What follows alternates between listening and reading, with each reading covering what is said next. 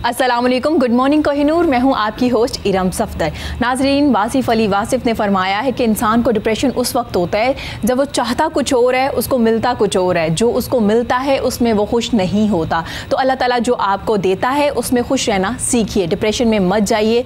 और इसके अलावा अगर आज की बात की जाए तो आज लाहौर में स्मॉग बहुत ज़्यादा है, अपने आप को बचाइए स्मॉग से, मास्क पहनिए और गैर ज़रूरी घरों से बाहर ना निकलिए, स्पेशली बच्चों को घरों से बाहर ना जाने दीजिए। इसके अलावा आज हम बात करेंगे तालीम के बारे में। तालीम के बारे में कहा जाता है तालीम से ज़्यादा हमारा रवैया अहम होता है। बाज़ वक़्त ऐसा होता है कि हमारी जो तालीम है वो नाकाम हो जाती है, लेकिन हमारे रवैये, हमारे एटीट्यूड, हमारे बिहेवियर जो होते हैं वो हमें बहुत से मामलात से बचा लेते हैं।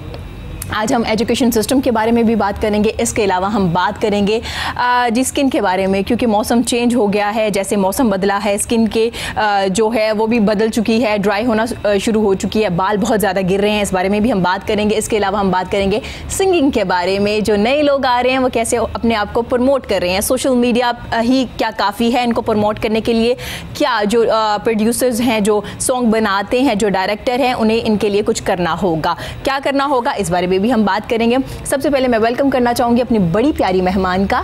एजुकेशनिस्ट हैं, ट्रेनर हैं जी, टीचर की ट्रेनिंग करती हैं। मैं वेलकम करना चाहूँगी मरियम मीर का। Thank you so much Mariam, कैसी हैं आप? बिल्कुल ठीक है, बहुत अच्छा लगा। वालेकुम अस्सलाम, आपको अपने शो में देख के। इनके साथ मेरी बड़ी प्यारी सिंगर मौजूद हैं जी, बहुत यंग हैं लेकिन बहुत अच्छा गाती हैं। मैं वेलकम करना चाहूँगी माहिर सयाल का। थैंक यू सो मच माहिर फॉर कमिंग। कैसी हैं आप? मैं बिल्कुल ठीक है, आप कैसी हैं? अल्हम्दुलिल्लाह। और इसके अलावा आज ख़वातीन की फेवरेट मेहमान हमारे साथ मौजूद है, क्योंकि ये जब आती हैं हमें स्किन के बारे में बताती हैं कि स्किन को कैसे ठीक रखा जा सकता है और कैसे जो ड्राई स्किन है उस पर क्या अप्लाई करना चाहिए। अगर आप सैलून नहीं जा सकती तो घर में कौन से टोटके इस्तेमाल करने चाहिए। मैं वेलकम करना चाहूँगी शफ़क़ फ़ियाज़ का। थैंक यू सो मच शफ़क़, कैसी हैं आप? अल्हम्दुलिल्लाह। शफ़क़ बड़ी प्यारी लग रही हैं, हेयर डो आपका बहुत ज़बरदस्त लग रहा है। आज हमारे शो में एक नया तरीकाकार भी मिल रहा है कि बालों को ऐसे भी किया जा सकता है। अगर तालीम की बात की जाए तो मैं मरियम से पूछना चाहूँगी, मरियम एजुकेशन सिस्टम जो है पाकिस्तान में, क्या उससे आप मुतमईन हैं? क्या बेहतरीन सिस्टम है या नहीं, बहुत सी चीज़ें चेंज करनी होगी हमें? थैंक यू, आपने मुझे यहाँ पे आने का मौका दिया। देखिए इरम, जहाँ पे हम एजुकेशन सिस्टम की बात करते हैं तो यहाँ पे यू नो कि डिफरेंट सेटअप्स काम कर रहे हैं एजुकेशन सेक्टर में, और बहुत सा काम किया भी है, बहुत अच्छे इदारे भी हैं यहाँ पे और बड़ा अच्छा काम हो भी रहा है। बट बहुत सी जगहों पे काफ़ी कुछ चेंज करने की भी ज़रूरत है। मैं ये समझती हूँ, मैं 18 ईयर से इस फील्ड में हूँ और डिफरेंट मल्टीपल स्कूल्स के साथ मैंने काम किया, एज ए प्रिंसिपल भी काम किया। अब मैं एज अ कंसल्टेंट की जो है वो उसको लेके टेक ओवर कर रही हूँ। तो मेरा ख्याल है कि मेरा जो मेरी फील्ड है ना, मैं अर्ली ईयर से स्टार्ट करूँगी कि जब हम सबसे पहले तो हमने उस चीज़ को ठीक करना है जब बच्चे ने स्कूल जाना शुरू करना। बिल्कुल ठीक है, वो इतने ज़्यादा इम्पॉर्टेंट ईयर्स होते हैं और उनको बहुत सी हम उसको ना इग्नोर कर देते हैं। बिल्कुल। अच्छा, उसमें सबसे पहले मैं आपको इस तरफ थोड़ी सी गवर्नमेंट की भी अटेंशन डाइवर्ट करना चाहूँगी कि हमें ऐसा ना, आप देखें, आपने देखा होगा नॉर्मली बड़ी यंग एज में बच्चियों की शादियाँ हो जाती हैं। हाँ जी, ऐसा ही है। 17-18 ईयर्स में शादी हो गई, उसके बाद ऑब्वियसली के बच्चे हो गए, उसके बाद उन्होंने स्कूलिंग, बट उनको कोई ट्रेनिंग नहीं है बिल्कुल भी जी कि बच्चों को कैसे उन्होंने उनकी ग्रूमिंग करनी है, उनकी कैसे स्कूलिंग। हाँ, ऑब्वियसली देखिए ना, 17-18 ईयर्स में आपकी एजुकेशन जो है वो कंप्लीट तो होती नहीं है। बिल्कुल ऐसा ही है। जब आपकी खुद एजुकेशन कंप्लीट नहीं है तो आपने बच्चे को भी तो ऑब्वियसली उसके स्कूल के मैटर्स उनको पता होने चाहिए और इस तरह से। तो मेरा ख्याल है कि मैं आजकल इस चीज़ पे काम कर रही हूँ और इंशाल्लाह ताला very soon I you know एक इंट्रोड्यूस कराऊंगी कि जो मदर्स हैं ना उनके लिए होम स्कूलिंग होनी चाहिए। होम स्कूलिंग होनी चाहिए, ये ज़रूरी है, बहुत ज़रूरी है। जिन बच्चियों की शादियाँ हो जाएं, देखें बाहर के ममालिक में हर चीज़ की ट्रेनिंग दी जाती है। आपने बच्चों को स्कूलिंग के लिए उनके सेशंस होते हैं, इवन उसमें फादर्स को भी इन्वॉल्व किया जाता है, बट हमारे यहाँ इस तरह की ऐसा नहीं है। तो यहाँ पे हमें यहाँ पे ना एक इसको मैंडेटरी करना, लाजमी करार देना चाहिए कि जिन बच्चियों की शादियाँ हो रही हैं या होने वाली हैं, उससे पहले कोई आप उसका कोई ड्यूरेशन स्पैन एक फिक्स कर लें कि ये 1 ईयर का डिप्लोमा है, इसमें आपके बच्चे जब स्कूल जाने लगे। उस ट्रेनिंग में क्या होना चाहिए? क्या उन्हें बताना चाहिए कि कैसे ट्रीट करना है अपने बच्चों को, स्कूल कैसे भेजना है? बिल्कुल, मतलब कैसे बात की जाए, क्या सिखाया जाए, क्या सिखाया जाए। देखिए मैं अब आपको ना स्कूल के स्टार्ट करते हैं हम विद द प्ले ग्रुप, क्योंकि बच्चा 3 इयर्स का जो अप्रोप्रिएट आजकल जो एक बच्चे की अप्रोप्रिएट एज है दैट इज 3 इयर्स। 3 इयर्स में नॉर्मली बच्चे जो है वो प्ले ग्रुप में जाना शुरू कर देते हैं। अब हमारे पास डिफरेंट बैकग्राउंड के लोग आते हैं ऑब्वियसली। अच्छा, उसमें कुछ माएँ जो पढ़ी लिखी होती हैं तो दे आर वेरी कंसर्न, वो बच्चों को शुरू से ही ना घर में थोड़ा जब वो बोलना स्टार्ट करते हैं सिखाना शुरू कर देते हैं। बट कुछ मदर्स जो है वो बिल्कुल भी नहीं। आप बिलीव मी कि उनके जब कुछ बच्चे ऐसे आते हैं कि उनको एथिकली भी दे आर वेरी मतलब बहुत वीक होते हैं कि हमें स्क्रैच से उनको स्टार्ट करना पड़ जाता है। तो देखिए पहली जो दर्सगाह है वो माँ की गोद है, इसमें कोई शक नहीं है। ठीक है, जब आप माँ ने उसको आप प्रिपेयर नहीं करते स्कूल जाने के लिए, जो पेरेंट्स हैं वो प्रिपेयर नहीं करते हैं बच्चों को, ये बड़ा इम्पॉर्टेंट है। ये बड़ा इस चीज़ पे हमें बहुत तवज्जो देने की ज़रूरत है कि बच्चा जब 2 साल का जब आहिस्ता आहिस्ता बातों को पिक करने लग जाता है और ये चीज़ों को सीखने लग जाता है, तो हम उसके सामने एक बहुत जो है ना, एक तो पॉजिटिविटी, पॉजिटिव बातें करें उसको। हर तरह के बच्चे बहुत क्यूरियस होते हैं छोटी छोटी चीज़ों के बारे में, और हम नॉर्मली देखें ख़वातीन क्या करती हैं, अब जॉइंट फैमिली सिस्टम है, हर चीज़ हर डिस्कशन बच्चों के सामने हो रही है। ऐसे ही है मरियम, ठीक है, बिल्कुल। जब बच्चे बहुत छोटे होते हैं हम समझते हैं कि उनको समझ नहीं आ रही, ऐसा बिल्कुल नहीं, ऐसा बिल्कुल भी नहीं है। उनको सब समझ आती है, दे आर लाइक कंप्यूटर्स, और जो भी वो बात सुनते हैं जो उनके सबकॉन्शियस में फीड हो जाती है, उसी चीज़ के साथ वो ग्रो करते हैं। अच्छा मरियम, अक्सर ऐसा भी होता है, आपने देखा होगा कि जब कोई बच्चा बात करना चाह रहा होता है अपने बाबा से या मामा से, तो हम चुप करवा देते हैं उन्हें कि प्लीज़ चुप कर जाएं, अभी आप बाहर जाएं, या मोबाइल दे देते हैं। तो आपको नहीं लगता है इस चीज़ को भी रोकना चाहिए? स्टार्ट में आप उनसे बात करें, उनसे सुने क्या वो क्या कहना चाह रहे हैं। बिल्कुल, और आपको पता है कि ये चीज़ देखें हम ना अपने आप को शायद ज़्यादा प्रेफरेंस देते हैं। आप देखें जो एक बच्चा है ना, उसकी शख्सियत ऐसी है कि उससे ज़्यादा इम्पोर्टेंट कुछ भी नहीं है। हमने ये बच्चे ही हमारी नेशन है, ये बच्चे ही हमारा फ्यूचर है। उसमें कहीं कुछ भी गैप आ जाएगा तो हम अल्टीमेटली हम सफ़र करेंगे। उसमें फिर क्या होता है कि देखें, सबसे पहले तो हमें ब्लेम गेम से निकलना, एक दूसरे को ब्लेम करते रहते हैं। पेरेंट्स जो है वो स्कूल को ब्लेम करेंगे, जो स्कूल है वो पेरेंट्स को ब्लेम करेंगे। हम एज इंडिविजुअल अगर अपनी रिस्पॉन्सिबिलिटी, हर कोई अपनी अपनी जगह अपना किरदार प्रॉपर तरीके से अदा करेगा तो कहीं भी गैप नहीं आता। ज़बरदस्त। अगर तालीम की बात हो रही है तो अब सिंगिंग की बात करेंगे, क्योंकि आजकल म्यूज़िक को भी पढ़ाया जा रहा है। ऐसे ही है माहिर, म्यूज़िक को पढ़ाया जा रहा है, तो क्या आपने कोई क्लासेस ली इसकी? नहीं, मैंने बेसिकली नहीं कोई भी क्लासेस ली, क्योंकि आपने देखा होगा काफ़ी इश्यूज होते हैं लड़कियों की सिंगिंग के हवाले से। अच्छा, तो माहिर ने कब स्टार्ट किया है? 1.5 ईयर हो गया मुझे स्टार्ट किए हुए। आपने कहा इश्यूज होते हैं, तो माहिर को क्या प्रॉब्लम्स आई जब सिंगिंग स्टार्ट की? बेसिकली आजकल ये सोचा जाता है, बल्कि हमेशा से ये सुनने में आता है कि अगर आपकी फैमिली जो है बिलोंग करती है म्यूज़िक से, तो वही जनरेशन आगे कंटिन्यू करेंगी। और पाकिस्तान में ख़ास तौर पे अच्छी फैमिली से फीमेल सिंगर्स तो काम करना काफ़ी डिफिकल्ट हो जाता है। अच्छा महीन, अब तो काफ़ी चीज़ें चेंज हो गई, अब लोग प्रमोट करते हैं, खुश होते हैं। बल्कि मैंने बहुत से पेरेंट्स को ऐसे देखा है कि जब उनके बच्चों के कोई कॉन्सर्ट या कोई ऑडिशन वगैरह हो रहे होते हैं, बड़ा खुश हो रहे होते हैं। अब काफ़ी चीज़ें चेंज होना शुरू हो गई, क्या अभी भी है? कहीं ना कहीं कुछ फैमिली मेम्बर्स, कुछ दोस्त ऐसे होते हैं जो आपको अप्रिशिएट नहीं कर रहे होते, हाँ, आप पे बातें कर रहे होते हैं। लेकिन ये है कि मेरी फैमिली बहुत सपोर्टिव है, माशाल्लाह, बहुत सपोर्ट करते हैं। तो महीर को कैसे पता चला कि महीर एक अच्छी सिंगर है और उसे सिंगिंग करनी चाहिए? एक्चुअली जब मैं छोटी थी ना, तब से मुझे ना मेलोडी सॉन्ग्स, लता जी को सुनना, पाकिस्तानी सिंगर्स को सुनना और उनको ट्राई करना है। मैं कोशिश करूँ बिल्कुल इनकी तरह ही गाऊँ, तो इस चीज़ पे काफ़ी कंसंट्रेशन रहनी, नात वगैरह पढ़नी और सिंगिंग कॉम्पिटिशन्स में। तो महीर, आप शादियों पे अपनी फैमिली में ढोलक पे भी गाया करती थी? नहीं, बिल्कुल भी नहीं। चुप, खामोश, शाय बच्ची थी आप? शाय बच्ची थी। तो अब इतना ज़बरदस्त कैसे गाती हैं आप? बस मॉम की बहुत सपोर्ट है, मॉम समझाती हैं, गाइड करती हैं काफ़ी चीज़ें। ज़बरदस्त जो है, हाँ, फैमिली का ही ज़्यादा सपोर्ट है इस वजह से। ज़बरदस्त, वेरी नाइस। अब बात करते हैं जी शफ़क़ से। शफ़क़, मौसम चेंज हो गया है, स्किन बहुत ज़्यादा ख़राब होना शुरू हो गई है, क्या कहेंगे आप? बिस्मिल्लाहिर्रहमानिर्रहीम। स्किन के हवाले से मैं ये कहूँगी कि जैसे भी जो भी वेदर चेंज आती है चेंजिंग, तो स्किन ऑब्वियसली हमारी चेंज होती है। हाँ जी, ऐसे ही है। और आजकल जैसे स्किन ड्राई बहुत हो रही है और लोग इस चीज़ को लेकर बहुत कॉन्शियस हो गए हैं कि जी स्किन ड्राई है, हम क्या करें, फेशियल कौन सा लें। ठीक है, उनको फेशियल से पता भी नहीं होता, सैलून जाती हैं, वो कहते हैं हमारी स्किन ड्राई है, हमारा फेशियल करते हैं। जी बिल्कुल। सैलून वालों से पूछा भी नहीं जाता कि जी वो कौन सा फेशियल हमारे पे अप्लाई कर रहे हैं। मैं कुछ एक दो टोटका भी बाद में बताऊंगी जी, और साथ में मैं ये बताऊंगी कि जब आप सैलून पे फेशियल करवाने जा रहे हैं तो आप लोग प्लीज़ फेशियल वो लें जिसमें आपको स्किन को ड्राइनेस कम हो जी। ठीक है, जैसे विटामिन की कमी हो जाती है इसलिए स्किन हमारी ड्राई हो जाती है, तो विटामिन वाले आप फेशियल्स लें। ठीक है, और प्लस ये कि आजकल चॉकलेट फेशियल्स बहुत चल रहे हैं अच्छा में, और वो बहुत अच्छा एक ऑयली फेशियल है। ठीक है, स्किन ड्राई जो होती है ये विंटर में करवाना चाहिए? विंटर में करवाना चाहिए। ये जितनी भी स्किन की टाइप्स है वो करवा सकते हैं, कोई इशू नहीं हो? स्किन ड्राई है, जिनकी स्किन ड्राई है वो करवाएं। कुछ होती हैं स्किन जिनकी स्किन ना विंटर में भी ड्राई नहीं होती है। ठीक है, जिनकी विंटर में ड्राई हो जाती है, ऑब्वियसली विंटर में मोस्टली लोगों की ड्राई होती है, उनको करवाना चाहिए। और जिनकी स्किन कुछ ऐसी स्किन्स होती हैं जिनकी समर में भी ड्राई होती है, वो भी ये फेशियल ले सकते हैं। लेकिन जिनकी स्किन विंटर में ड्राई है वो ये फेशियल नहीं, वरना नॉर्मल फेशियल जो वो करवाते हैं रेगुलर, वो लोग वही करवाएं। और जो इसमें बहुत सारी चीज़ें हैं, आप स्किन की घर में भी केयर करें।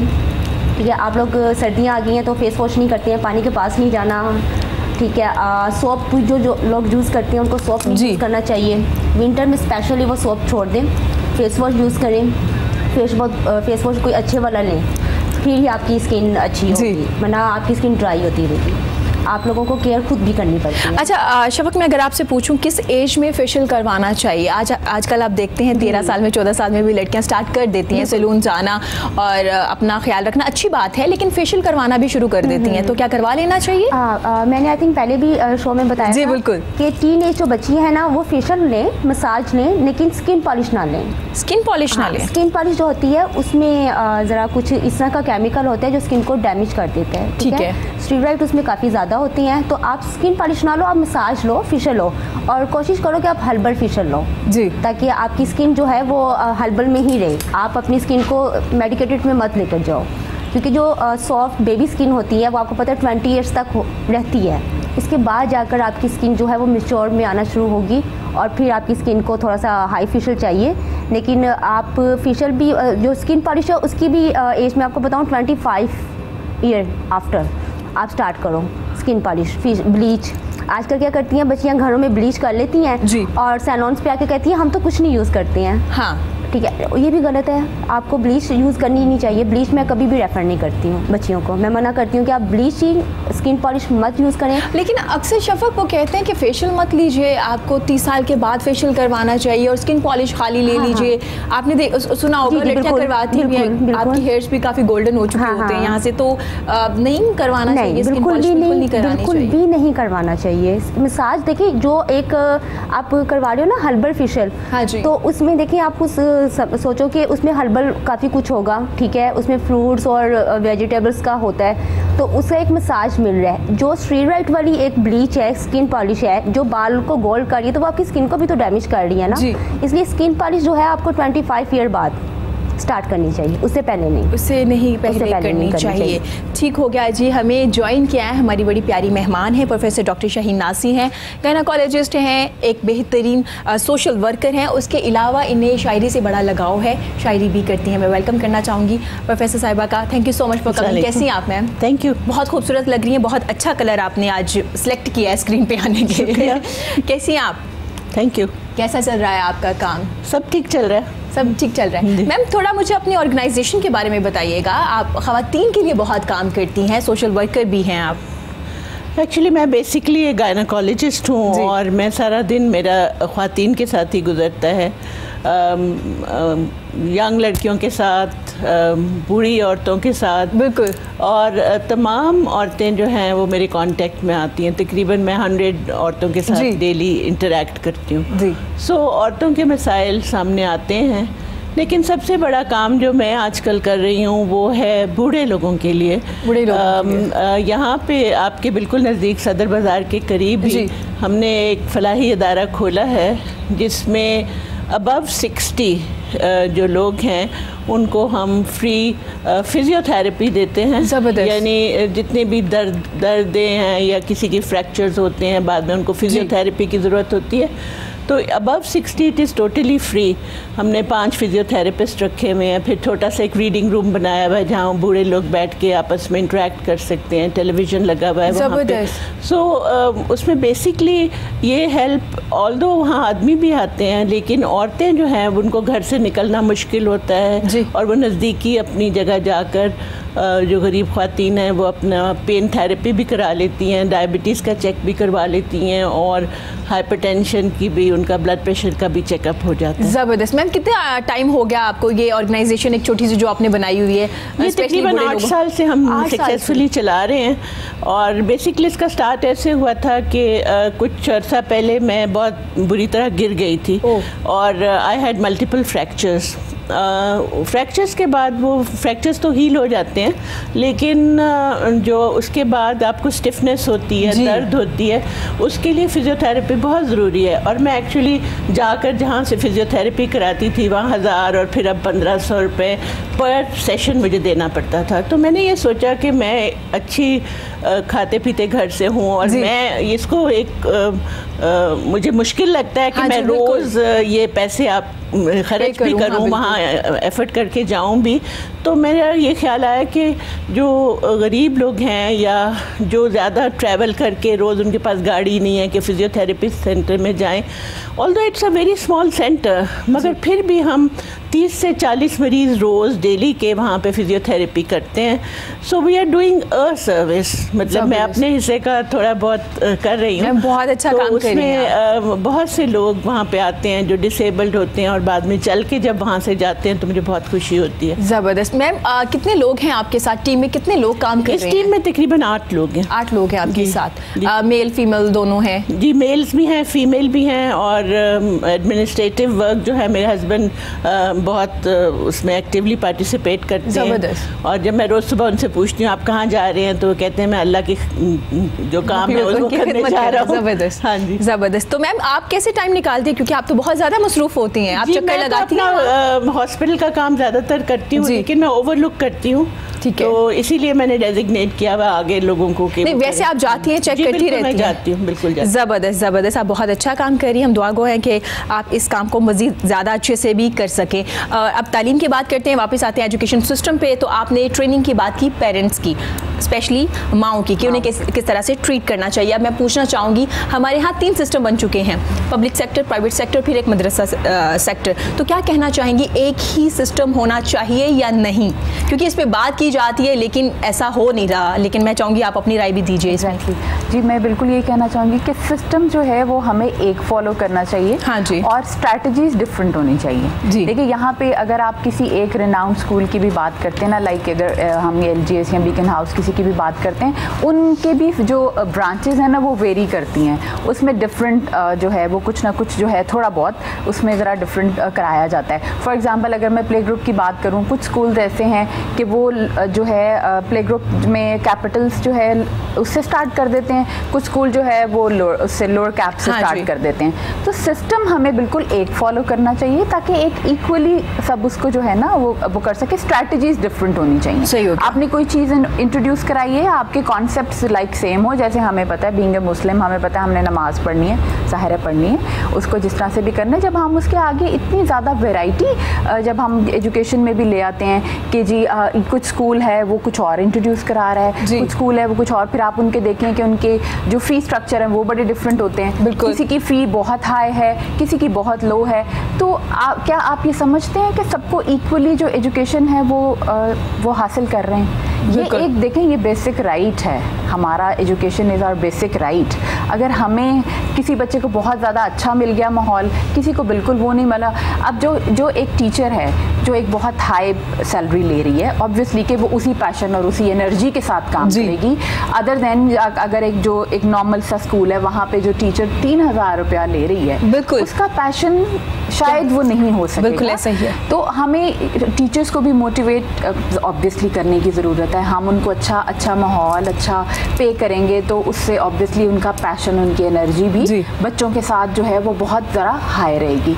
तो हमें इक्वल अपॉर्चुनिटीज़ के लिए बहुत ज़्यादा काम करने की ज़रूरत है। एक जैसा सिस्टम होना चाहिए, हमारे कोर्स सेम होने चाहिए। बिल्कुल। और टीचर की ट्रेनिंग के बारे में भी बात करेंगे। डॉक्टर साहब, आप अपनी राय देना चाहेंगे? हम बात करें तालीम के बारे में कि क्या सिस्टम एक होना चाहिए? जो है, अगर आपने किसी कौम को डिस्ट्रॉय करना हो तो उसके तालीमी सिस्टम को डिस्ट्रॉय कर दीजिए। ऐसा ही है। हमारे प्राइम मिनिस्टर का बहुत अच्छा ये व्यू है कि एक तरह की तालीम होनी चाहिए, लेकिन एक तरह की तालीम होने में कुछ टाइम लगेगा जी, क्योंकि हम बहुत अरसे से डिफरेंट तबकों में बचे हुए हैं और उनको ठीक करने में काफ़ी टाइम लगेगा।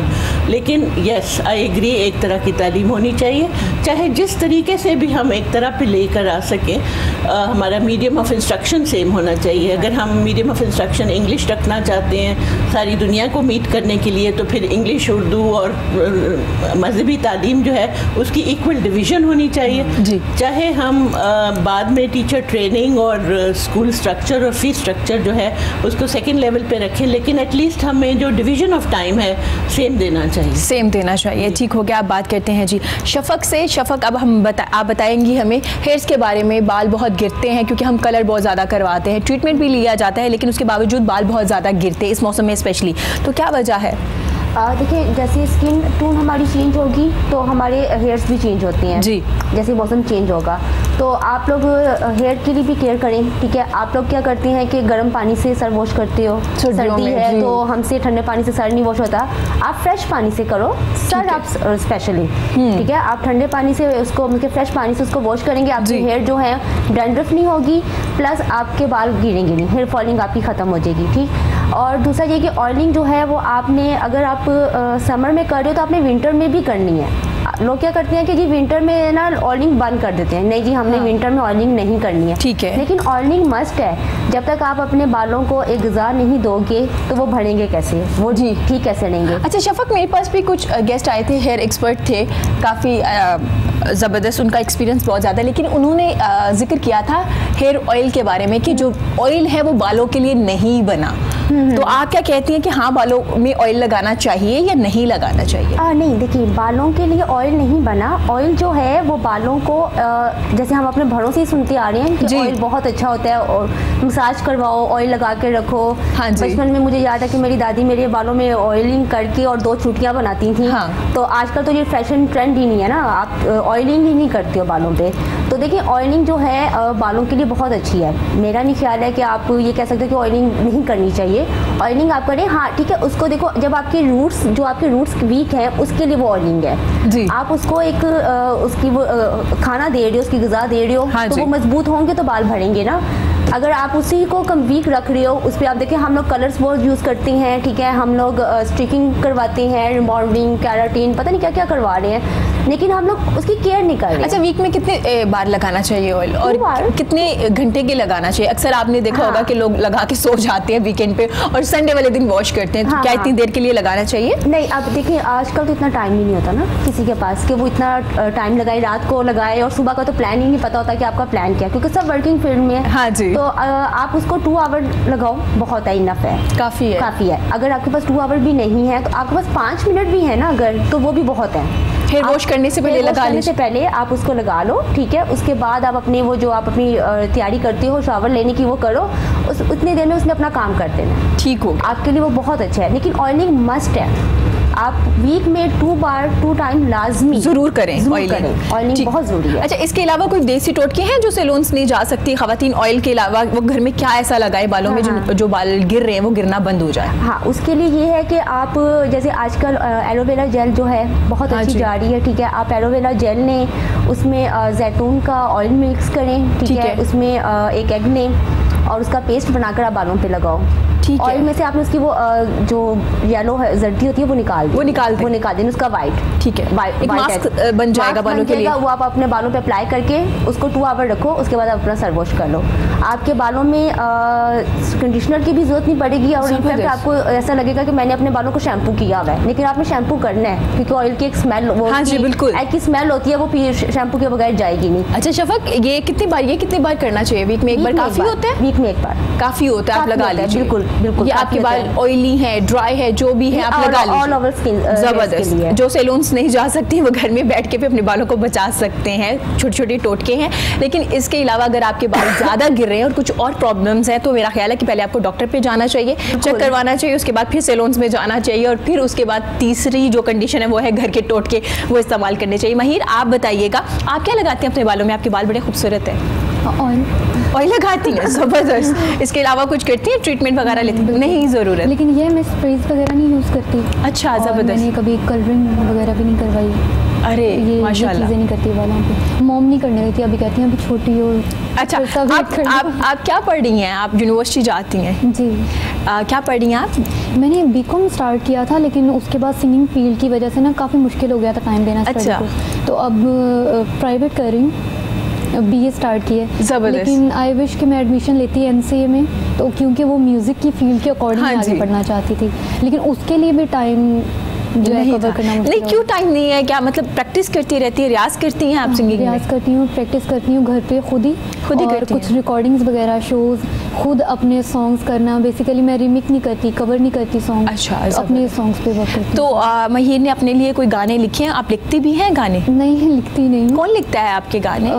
बड़े भाई हैं। अच्छा, माशाल्लाह, फैमिली में ही सारे लोग हैं, गाने भी लिख के दे रहे हैं, सिंगिंग भी हो रही है, जबरदस्त। कंपोजर भी है घर में कोई? नहीं, कंपोजर नहीं है, वो लिख के देते हैं आपको? भाई की ज़्यादातर कंपोजिशन ही पहले माइंड में आती है और फिर उसके बाद वो मतलब पोइट्री। अच्छा महिर, अगर मैं आपसे पूछूं कि एक जो सिंगर है उसके लिए प्रैक्टिस करना, रियाज करना कितना ज़रूरी है? बहुत ज़्यादा कंपल्सरी है, क्योंकि जब आप रिकॉर्डिंग कर रहे होते हैं ना, उस टाइम आपको समझ में आता है कि रियाजत के बिना आप किस स्केल पे आपको मतलब मुश्किल होती है। हाई स्केल पे गाना, बेस में गाना, रियाजत के बगैर ये पॉसिबल नहीं है। फिर वो चीज़ें ना निखर के नहीं आती। निखर के नहीं आती। आप कितने घंटे करती हैं प्रैक्टिस? एटलीस्ट 2 आवर्स दिन में, डेली? मॉर्निंग में या रात में? जब टाइम मिल जाए। जब टाइम मिल जाए। हाँ। ठीक है। तो महिर, एक कॉन्सेप्ट है सिंगर के बारे में कि हम ये खाना नहीं खाते, वो खाना नहीं खाते, हमारा वो बहुत इश्यूज हैं। आपके इश्यूज है? सेंसिटिव है आपका गला? बिल्कुल ऐसे ही। तो क्या चीज़ है जो आप खाती हैं तो आपका गला खराब हो जाता है, फिर आप नहीं खाती है? ऑब्वियसली खट्टा तो सबको ही नहीं राज आता। अच्छा। लेकिन मुझे कुछ एलर्जी है, जैसे दूध से एलर्जी है, वो नहीं मैं यूज़ करती। मेरे साथ डॉक्टर साहिबा भी मौजूद है। डॉक्टर साहिबा ये कह रही है दूध से एलर्जी है, क्या दूध पीना ज़रूर? कई लोगों को बचपन से ही लैक्टोज एलर्जीज होती हैं, जो दूध की बनी हुई कोई भी चीज़ नहीं ले सकते, उनको फिर ऑल्टरनेट चीज़ें लेनी पड़ती हैं जो कि मेडिसिन की फॉर्म में होती हैं। तो लैक्टोज एलर्जी बिल्कुल डेफिनेटली होती है। लेकिन आज आपके फोरम पे मैं एक छोटी सी बात करना चाहती हूँ। हमने रिसेंटली ब्रेस्ट अवेयरनेस डे मनाया है। हाँ जी, और हम क्योंकि सब ख्वातीन बैठी हैं, बिल्कुल आई वुड सजेस्ट कि ब्रेस्ट जो है, जो हमारी छाती है, उसका सरतान जो है बहुत कॉमन है और औरतों में ये एक बहुत बड़ा कैंसर जो है ये इसका है। तो इसको अगर हम जल्दी डिटेक्ट कर लें, और इसकी अवेयरनेस का फ़ायदा यही होता है कि हम जितनी जल्दी इसको डिटेक्ट करेंगे उतनी जल्दी उसका ट्रीटमेंट होगा और उतना ही कैंसर की जो लेटर स्टेजेस में अगर डायग्नोज होगा तो वो ट्रीटेबल नहीं है जी। सो इसलिए बचपन से ही मेरे ख्याल में हमें अपनी बच्चियों को ये बताना चाहिए कि वो अपने ब्रेस्ट से अवेयर रहें। हम अक्सर बच्चियों को कहते हैं कि आप ब्रेस्ट को हाथ मत लगाएं, जगह को टच ना करें। ऐसे नहीं है। बच्चियों को ये ट्रेनिंग होनी चाहिए कि वो अपनी ब्रेस्ट के साथ अवेयर हों और उनको पता हो कि अगर ब्रेस्ट में कोई चेंजेस आ रहे हैं तो वो बताएं, क्योंकि एक ब्रेस्ट कैंसर होता है जो कि जेनेटिक होता है जी। अगर आपकी नानी को यानी मदर की साइड से नानी को, खाला को या मैटरनल कजन्स में अगर ब्रेस्ट कैंसर हो तो फिर आप खुद भी कैंसर की चांसेस ज़्यादा होते हैं। तो इसलिए उनके ब्रेस्ट को एग्जामिन करना बहुत ज़रूरी होता है। लेकिन अगर आपकी एज 35 से ऊपर है तो एटलीस्ट वंस अ मंथ और एवर सो ऑफन आप अपनी ब्रेस्ट को ज़रूर एग्जामिन करें। एग्जामिनेशन का तरीका ये होता है कि आप एक शीशे के सामने खड़े होकर सबसे पहले दोनों हाथ कमर पे रख के अपने आप को गौर से देखें क्या आपको अपने ब्रेस्ट में कोई चेंजेस नज़र आ रहे हैं। थोड़ा बहुत साइज़ का डिफरेंस जो है हर एक खातून में होता है। एक साइड दूसरी साइड से ज़रा कम या ज़्यादा होती है, वो that is not a problem. लेकिन आपको अगर कोई सडनली चेंज नज़र आए, यानी आपको कोई रेडनेस नज़र आ रही है, आपको कोई उभार नज़र आ रहा है, कोई गिल्टी नज़र आ रही है और कई दफ़ा सीधे खड़े होकर आपको नहीं पता चलता, तो कमर पे दोनों हाथ रख के थोड़ा सा आगे को झुके और फिर देखें कि कुछ आपको नज़र आ या नहीं आ रहा। उसके बाद आप अपने ब्रेस्ट को एग्ज़ामिन करें और जब भी आप अपने ब्रेस्ट को एग्ज़ामिन करें पूरे हाथ से नहीं करना, जो हाथ के ये आगे टिप्स हैं इनसे करना होता है और ऐसे यूं नहीं करना, आपने उसको फील करना होता है। सो क्लॉकवाइज आप एक साइड से शुरू हो और क्लॉकवाइज और या एंटी क्लॉकवाइज जो आपको पसंद हो, जैसे आपका हाथ कंफर्टेबल हो, आप पूरी ब्रेस्ट को टटोले कि आपके ब्रेस्ट में कोई गिल्टी वगैरह तो नहीं महसूस होती। उसके बाद आप थोड़ा सा प्रेस करें निपल को ताकि पता चले उसमें से कोई डिस्चार्ज तो नहीं है। आमतौर पर फ्लूइड सा थोड़ा बहुत डिस्चार्ज होता है, लेकिन अगर बहुत वाइट डिस्चार्ज है तो वो कुछ और प्रॉब्लम है, और अगर कोई ब्लड या खून से मिला हुआ कोई डिस्चार्ज है तो वो ज़रूर डॉक्टर को जाके मिले। अगर आपको शक पड़ता है कि कोई गिल्टी है, आप श्योर नहीं है, तब भी डॉक्टर को ज़रूर दिखाएं। सो ब्रेस्ट अवेयरनेस का मतलब ये है कि अपने ब्रेस्ट से इन टच रहिए and keep talking to your breast, keep say hello hi to your breast so that you know कि आपकी ब्रेस्ट में कोई मसला तो। बिल्कुल डॉक्टर साहब ये भी बताइएगा क्या कोई पेन वगैरह भी होती है अगर कोई प्रॉब्लम स्टार्ट हो जाए, या नहीं ऐसा नहीं होता, बहुत कम होता है? कम होता है। कहते हैं डॉक्टर कहते हैं कि painful breast are healthy breast, because उसमें अगर पेन है तो शायद कोई इन्फेक्शन हो, कोई दाना हो, कोई एब्सेस हो, लेकिन लेटर स्टेजेस पे जब कैंसर एक्चुअली होता है तो कई दफ़ा पेन होती है, लेकिन एक अजीब सी डिस्कम्फर्ट ज़रूर ब्रेस्ट में होती है, आपको फील होती है। हाँ जी, ज़बरदस्त, बड़ी अच्छी बात बताइए। और उन्होंने तरीकाकार भी बता दिया कि आप घर में चेक कर सकते हैं, स्पेशली अपनी बच्चियों को बताइए और उनसे डिस्कस कीजिए, उन्हें तरीकाकार भी बताइए जैसे डॉक्टर साहिबा ने हमें बताया।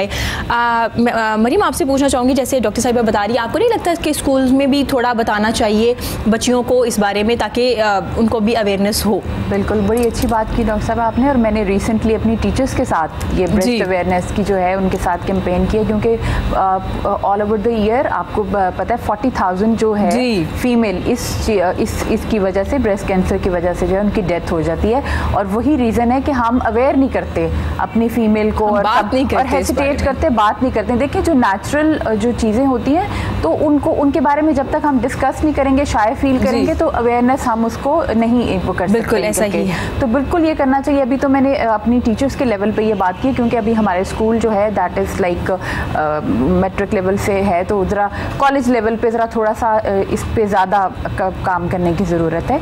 तो इन चीज़ों के बारे में ये बड़ी स्कूलिंग से ही आपके स्कूल में ये छोटे छोटे ऐसे सेशंस लाजमी वो क्योंकि जो बच्चियाँ होती हैं या तो पेरेंट्स के करीब होती हैं, स्पेशली मदर्स के, या फिर वो अपने टीचर्स के, तो मेरे ख्याल में आप दोनों को बताना चाहिए। जी, इसके बारे में कुछ मैं कहना चाहती हूँ। हमारी कुछ पॉलिसीज़ बहुत क्लियर नहीं है कि हम हेल्थ एजुकेशन के बारे में अपनी बच्चियों को या बच्चों को क्या बता सकते हैं और क्या नहीं बता सकते। कई स्कूलों में, कॉलेजों में इट्स अ नो कि आपने सेक्सुअलिटी के बारे में बात नहीं करनी, आपने फीमेल बॉडी के बारे में बात नहीं करनी, आपने मेल्स के बारे में। ये जो छोटे बच्चे हैं, अब हम देख रहे हैं कसूर में जो ट्रेजेडीज़ हुई हैं, जो बाहर की और छोटी जगहों पे आप रोज़ देखते हैं कि बच्चे बेचारे रेप हो जाते हैं, चाहे वो लड़कियां हों चाहे वो लड़के हों।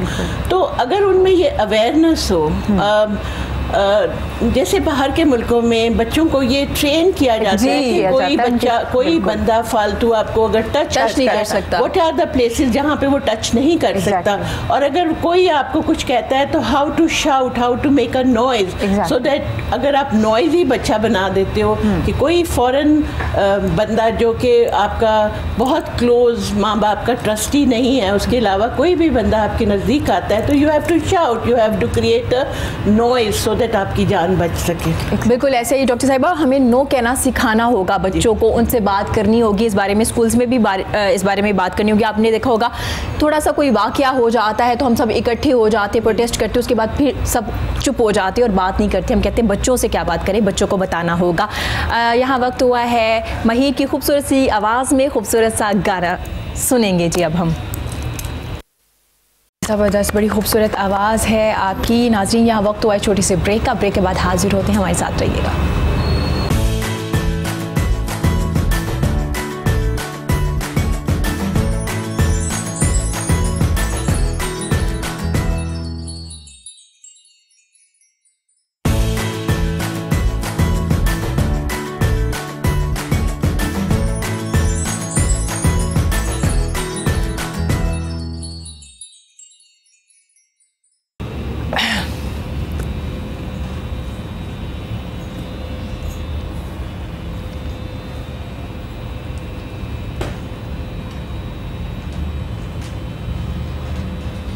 वेलकम बैक जी। गुफ्तगू का सिलसिला जारी है। हमारे साथ डॉक्टर साहिबा मौजूद है जिन्होंने हमें कैंसर के बारे में बताया, ब्रेस्ट कैंसर से कैसे बचा जा सकता है और कैसे आप एग्जामिन कर सकते हैं अपनी ब्रेस्ट को। इसके अलावा हम बात कर रहे थे ब्यूटी टिप्स के बारे में, हमें बता रही हैं हमारी बड़ी प्यारी मेहमान, जो हमें बता रही हैं घर में रह के कैसे आप खुद को खूबसूरत बना सकते हैं। इसके अलावा हम बात करें एजुकेशन सिस्टम के बारे में और सिंगिंग के बारे में भी।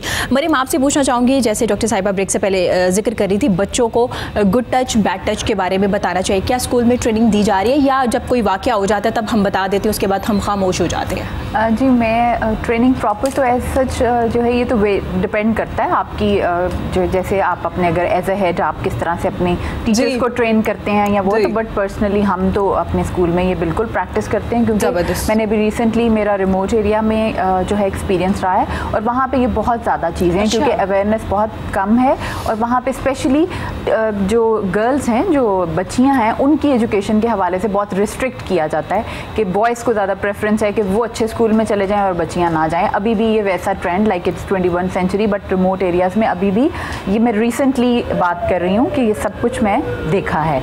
तो हमें बिल्कुल जो है अवेयरनेस, मैं तो जो है छोटे बच्चों से ही स्टार्ट करते हैं और उनको लाजमी बताना चाहिए कि गुड टच बैड टच के बारे में, और ताकि शुरू से बच्चे जो है इस चीज़ के बारे में अवेयर रहें और अपने पेरेंट्स को या अपनी टीचर को एटलीस्ट, क्योंकि सबसे जो क्लोज हैं वो आपकी टीचर है या आपकी मदर है, और उनको जो है उनको बच्चों को ऐसा कॉन्फिडेंस देना चाहिए कि वो हर बात अपनी टीचर और अपनी मदर के साथ शेयर कर सकें। तो इसी की ट्रेनिंग में आपको अभी पहले भी ये बात कर रहे थे और वो जो है उसको थोड़ा सा हमने वो नहीं डिस्कस किया डिटेल से, कि जो ट्रेनिंग है ना, जो बच्चे स्कूल आने से पहले मदर्स की ट्रेनिंग का काम शुरू हो जाना चाहिए। बिल्कुल, कि जैसे स्कूल जाने से पहले सबसे पहले मेंटली बच्चे को प्रिपेयर करें कि स्कूल जाना है, क्योंकि आपने देखा होगा जब हम प्ले ग्रुप के लिए बच्चे को ड्रॉप करते हैं तो वो बहुत ज़्यादा रोते हैं और काफ़ी दिन तक सेटल नहीं हो पाते, अपनी मदर के साथ उसकी जुदाई को एक्सेप्ट नहीं कर पाते हैं और उस चीज़ को, इन्वायरमेंट को एक्सेप्ट नहीं कर रहे होते, क्योंकि हमने उनको मेंटली प्रिपेयर ही नहीं किया होता कि स्कूल इज़ अ प्लेस और हमने उधर जाना है और कैसे वहाँ पे जो है हमने सेटल करना है। तो मदर्स की ट्रेनिंग बहुत ज़्यादा होनी चाहिए। अच्छा मरियम, आपने देखा होगा कि बच्चे अगर कोई उनको इस तरह से तंग कर रहा हो तो बच्चे अक्सर बात करना चाहते हैं अपने पेरेंट्स पे, तो हम लोग ट्रस्ट शो नहीं करते बच्चे के साथ, हम उन्हें चुप करवा देते। तो आपको नहीं लगता कि हमारी इतनी दोस्ती होनी चाहिए कि आपका बच्चा आके आपको बताए, अपनी टीचर को भी बताए और अपनी मदर को भी बताए? बिल्कुल बताना चाहिए और बच्चे को कभी भी स्टॉप नहीं करना चाहिए। नॉर्मली मदर्स इतनी ज़्यादा अपने घरेलू कामों में या वैसे बिजी होती हैं कि जब भी बच्चा बात करता है तो वो बात नहीं सुनते। उस वक्त अपने सब काम छोड़ के सबसे पहले बच्चे की बात सुननी चाहिए और उन्हें ट्रेनिंग देनी चाहिए इस बात की, क्योंकि बहुत इंपॉर्टेंट होती है। ये गैप्स होते हैं, कुछ बच्चे देखें, कुछ बच्चों के साथ ऐसे इंसिडेंट्स हो जाते हैं अबाउट बैड टच कि वो इतने खौफजदा हो जाते हैं कि वो किसी के साथ शेयर नहीं कर सकते। हाँ जी। तो हम ये बच्चे एक ऐसी चीज़ होते हैं, टीचर हो माँ हो, जैसे माँ को हर बात पता चल जाती है ऐसे टीचर को भी हर बात पता चल जाती है। तो बच्चे की मूवमेंट, उसके आपकी जो उसकी बॉडी लैंग्वेज आपको सब कुछ बता देती है जी। और मरियम, ज़्यादातर हमारे करीबी लोग ही होते हैं जो ऐसा कर रहे होते हैं, हमारे रिलेटिव्स में होते हैं, नेबर्स में होते हैं, स्कूल के में भी ऐसा सिस्टम हो जाता है कभी कभी अगर आपके टीचर्स आप पे इतना ध्यान ना दे रहे हो। सबसे पहले तो ये, चाहे बच्चा स्कूल में है या घर में है, बच्चे को कभी भी आपने अकेले नहीं छोड़ना जी, चाहे वो छोटा 3 साल का बच्चा या बहुत बड़ा भी बच्चा। बिल्कुल ऐसे। डॉक्टर साहब क्या कहना चाहेंगे आप, पेरेंट्स किस तरह से ट्रीट करें अपने बच्चों को? मेरे ख्याल में पेरेंट्स को थोड़ा सा टाइम ज़्यादा देना चाहिए अपने बच्चों को। When we say parents, we should mean parents. Parents का मतलब सिर्फ माँ नहीं है, पेरेंट्स का मतलब बाप भी है। एक्चुअली वालिदैन में से बाप जो है वो अक्सर अपनी रोज़ी रोटी के चक्कर में सुबह से शाम तक बिज़ी रहते हैं, सो बच्चों को कम टाइम देते हैं। लेकिन उनको ये टाइम निकालना चाहिए, एटलीस्ट ऑन वीकेंड्स या उनकी छुट्टी के दिन वो तमाम टाइम बजाय और रिश्तेदारों को और फ्रेंड्स को मिलने के वो उन बच्चों के साथ स्पेंड करें, अगर वो बिज़ी भी हैं तो। और जो माएँ हैं वो तो ऑलरेडी काफ़ी टाइम दे रही होती हैं, लेकिन अपने कामों के सिलसिले में वो कई दफ़ा बच्चों को इग्नोर कर देती हैं।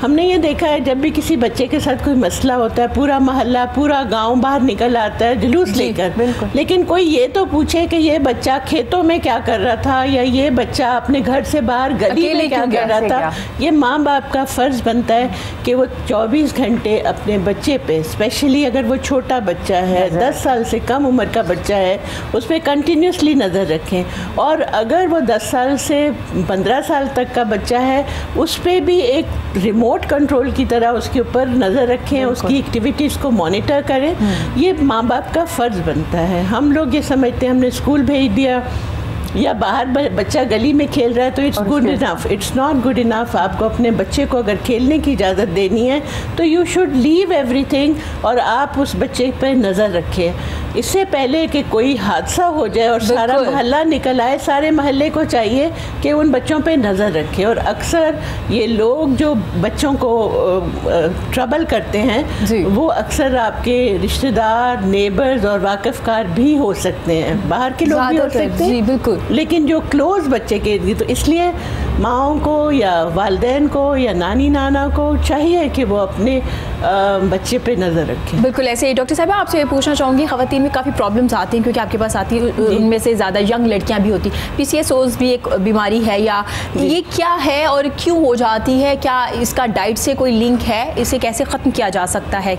बिल्कुल, हमारी डाइट जो है वो बहुत बुरी तरह अफेक्ट हो चुकी हुई है। हमारी जो बच्चियां हैं वो नॉर्मल खाना आप देखती हैं कि वो नहीं खाती हैं। आप अक्सर देखते हैं बच्चे जो हैं रात को देर से सोते हैं जी, रात को वो नींद पूरी नहीं करते, सुबह वो देर से उठते हैं, स्कूल जाने की जल्दी में वो नाश्ता स्किप करते हैं, और जो टिफ़िन माएँ उनको देती हैं उसमें अक्सर कोई सैंडविच या कोई बर्गर टाइप की चीज़, या उनको पैसे दे देती हैं कि कैंटीन से आपने बर्गर चिप्स ले लेने हैं, या वो लेते क्या बर्गर चिप्स कोक पेप्सी इस तरह की कोई भी फिज़ी ड्रिंक ले लेते हैं।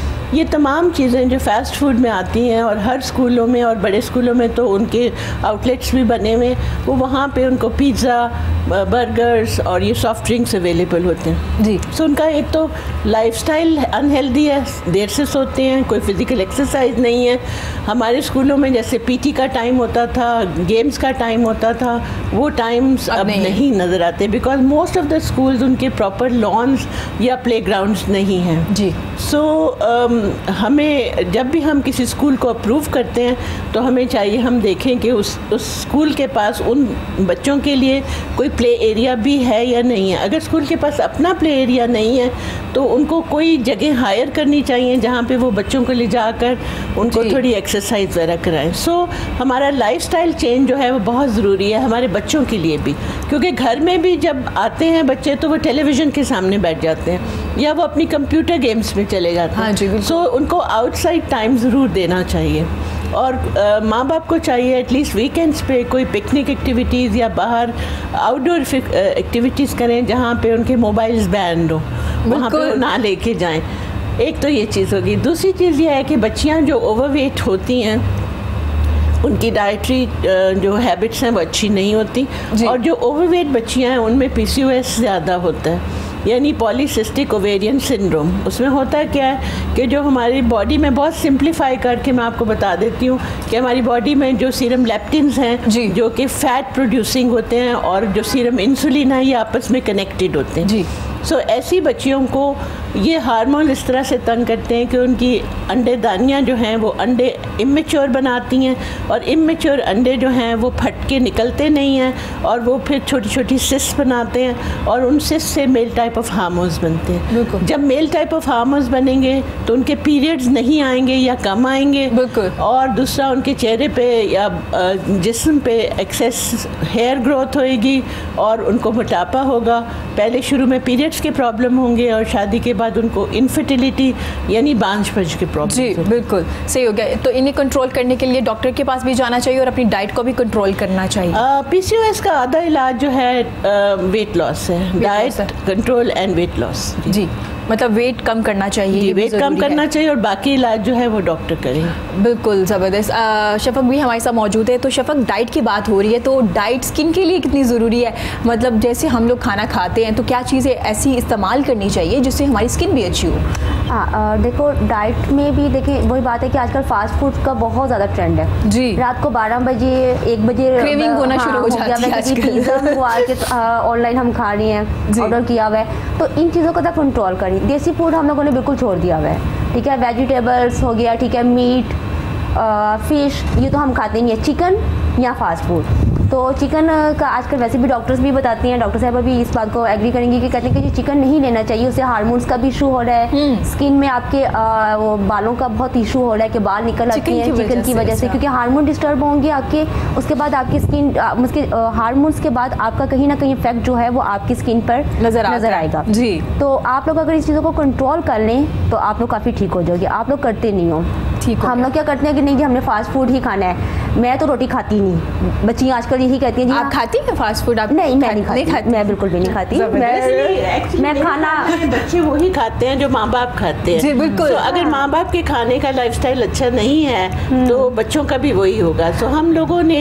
मेज पे बैठ के खाना, जो हम डाइनिंग रूम्स में डाइनिंग टेबल्स पे या एक किसी खाने की जगह पे दस्तरखान बिछाकर खाना खाते थे, वो लोगों ने छोड़ दिया। हर इंसान अपना खाना अलग खा रहा होता है, विच इज़ रॉन्ग। तो एटलीस्ट अगर हम लोग बहुत बिजी हैं तो 1 या 2 दफ़ा अपने डाइनिंग टेबल को या अपने दस्तरखान को या अपनी ज़मीन पे जहाँ चादर बिछा के खाना खाते हैं वो ज़रूर हफ्ते में 2-3 दफ़ा ये प्रैक्टिस करनी चाहिए, और बच्चों को साथ बिठा के खिलाना चाहिए। अपने बच्चों को भी और ख़ुद भी कच्ची सब्जी खाने की आदत डालिए, और एटलीस्ट 5 to 7 कलर्स की जो वेजिटेबल्स हैं, जैसे आप फॉर एग्जांपल टमाटर, आई विल नॉट से टमाटर बिकॉज आजकल महंगा ज़्यादा है, तो लेट्स से टमाटर, गाजर, मूली, खीरा, सलाद के पत्ते, 5-6 कलर्स मिला के जब आप खाना खाते हैं तो वो एंटीऑक्सीडेंट्स होते हैं, उनमें उनके अंदर आपको फ्रेश विटामिन्स मिलते हैं, और बच्चों की सेहत के लिए बहुत ज़्यादा ज़रूरी है। ये ज़रूरी है। डॉक्टर साहब जैसे शफक जिक्र करिए चिकन का, चिकन खाने से हार्मोन्स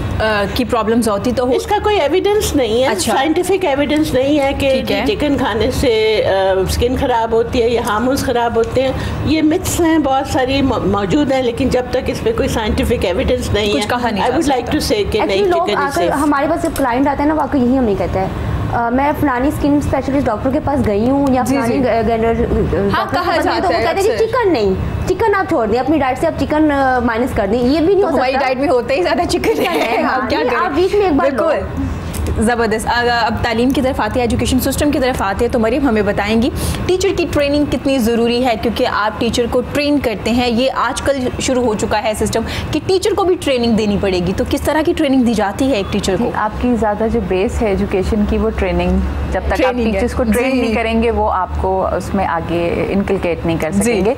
तो टीचर की ट्रेनिंग ऐसे ही है कि इसको तो हम बिल्कुल एजुकेशन से अलग नहीं कर सकते। जी ठीक है। जब तक अच्छी टीचर्स ट्रेन होंगी हमारा उतना ही अच्छा एजुकेशन सिस्टम डेवलप होगा। ठीक है। तो इसलिए जो है ये, तो ट्रेनिंग में क्या सिखाया जाता है टीचर को? क्या एक बार ट्रेनिंग की जाती है जब आप उनको सेलेक्ट करते हैं अपने स्कूल के लिए, या नहीं 3 माह बाद 4 माह बाद ट्रेनिंग करते रहना चाहिए? नहीं जी, बिल्कुल एक दफ़ा की तो बिल्कुल ट्रेनिंग नहीं होती है, ये तो आप ये इट डिपेंड्स कि देखें आप बेशक डेली 1 घंटा भी एक सेशन ले लें अपनी टीचर्स का, वो भी आपकी ट्रेनिंग होती है। ठीक है। छोटी छोटी बातें जो बहुत सी बारीकी में बहुत क्रिटिकली चीज़ों को देखना, वो करना। और वैसे प्रॉपर ट्रेनिंग्स जो होती हैं वो after a month, after 2 months, ये तो बहुत ज़रूरी है। लाइक साल में मल्टीपल ट्रेनिंग्स जो है वो बड़ी इंपॉर्टेंट होती हैं।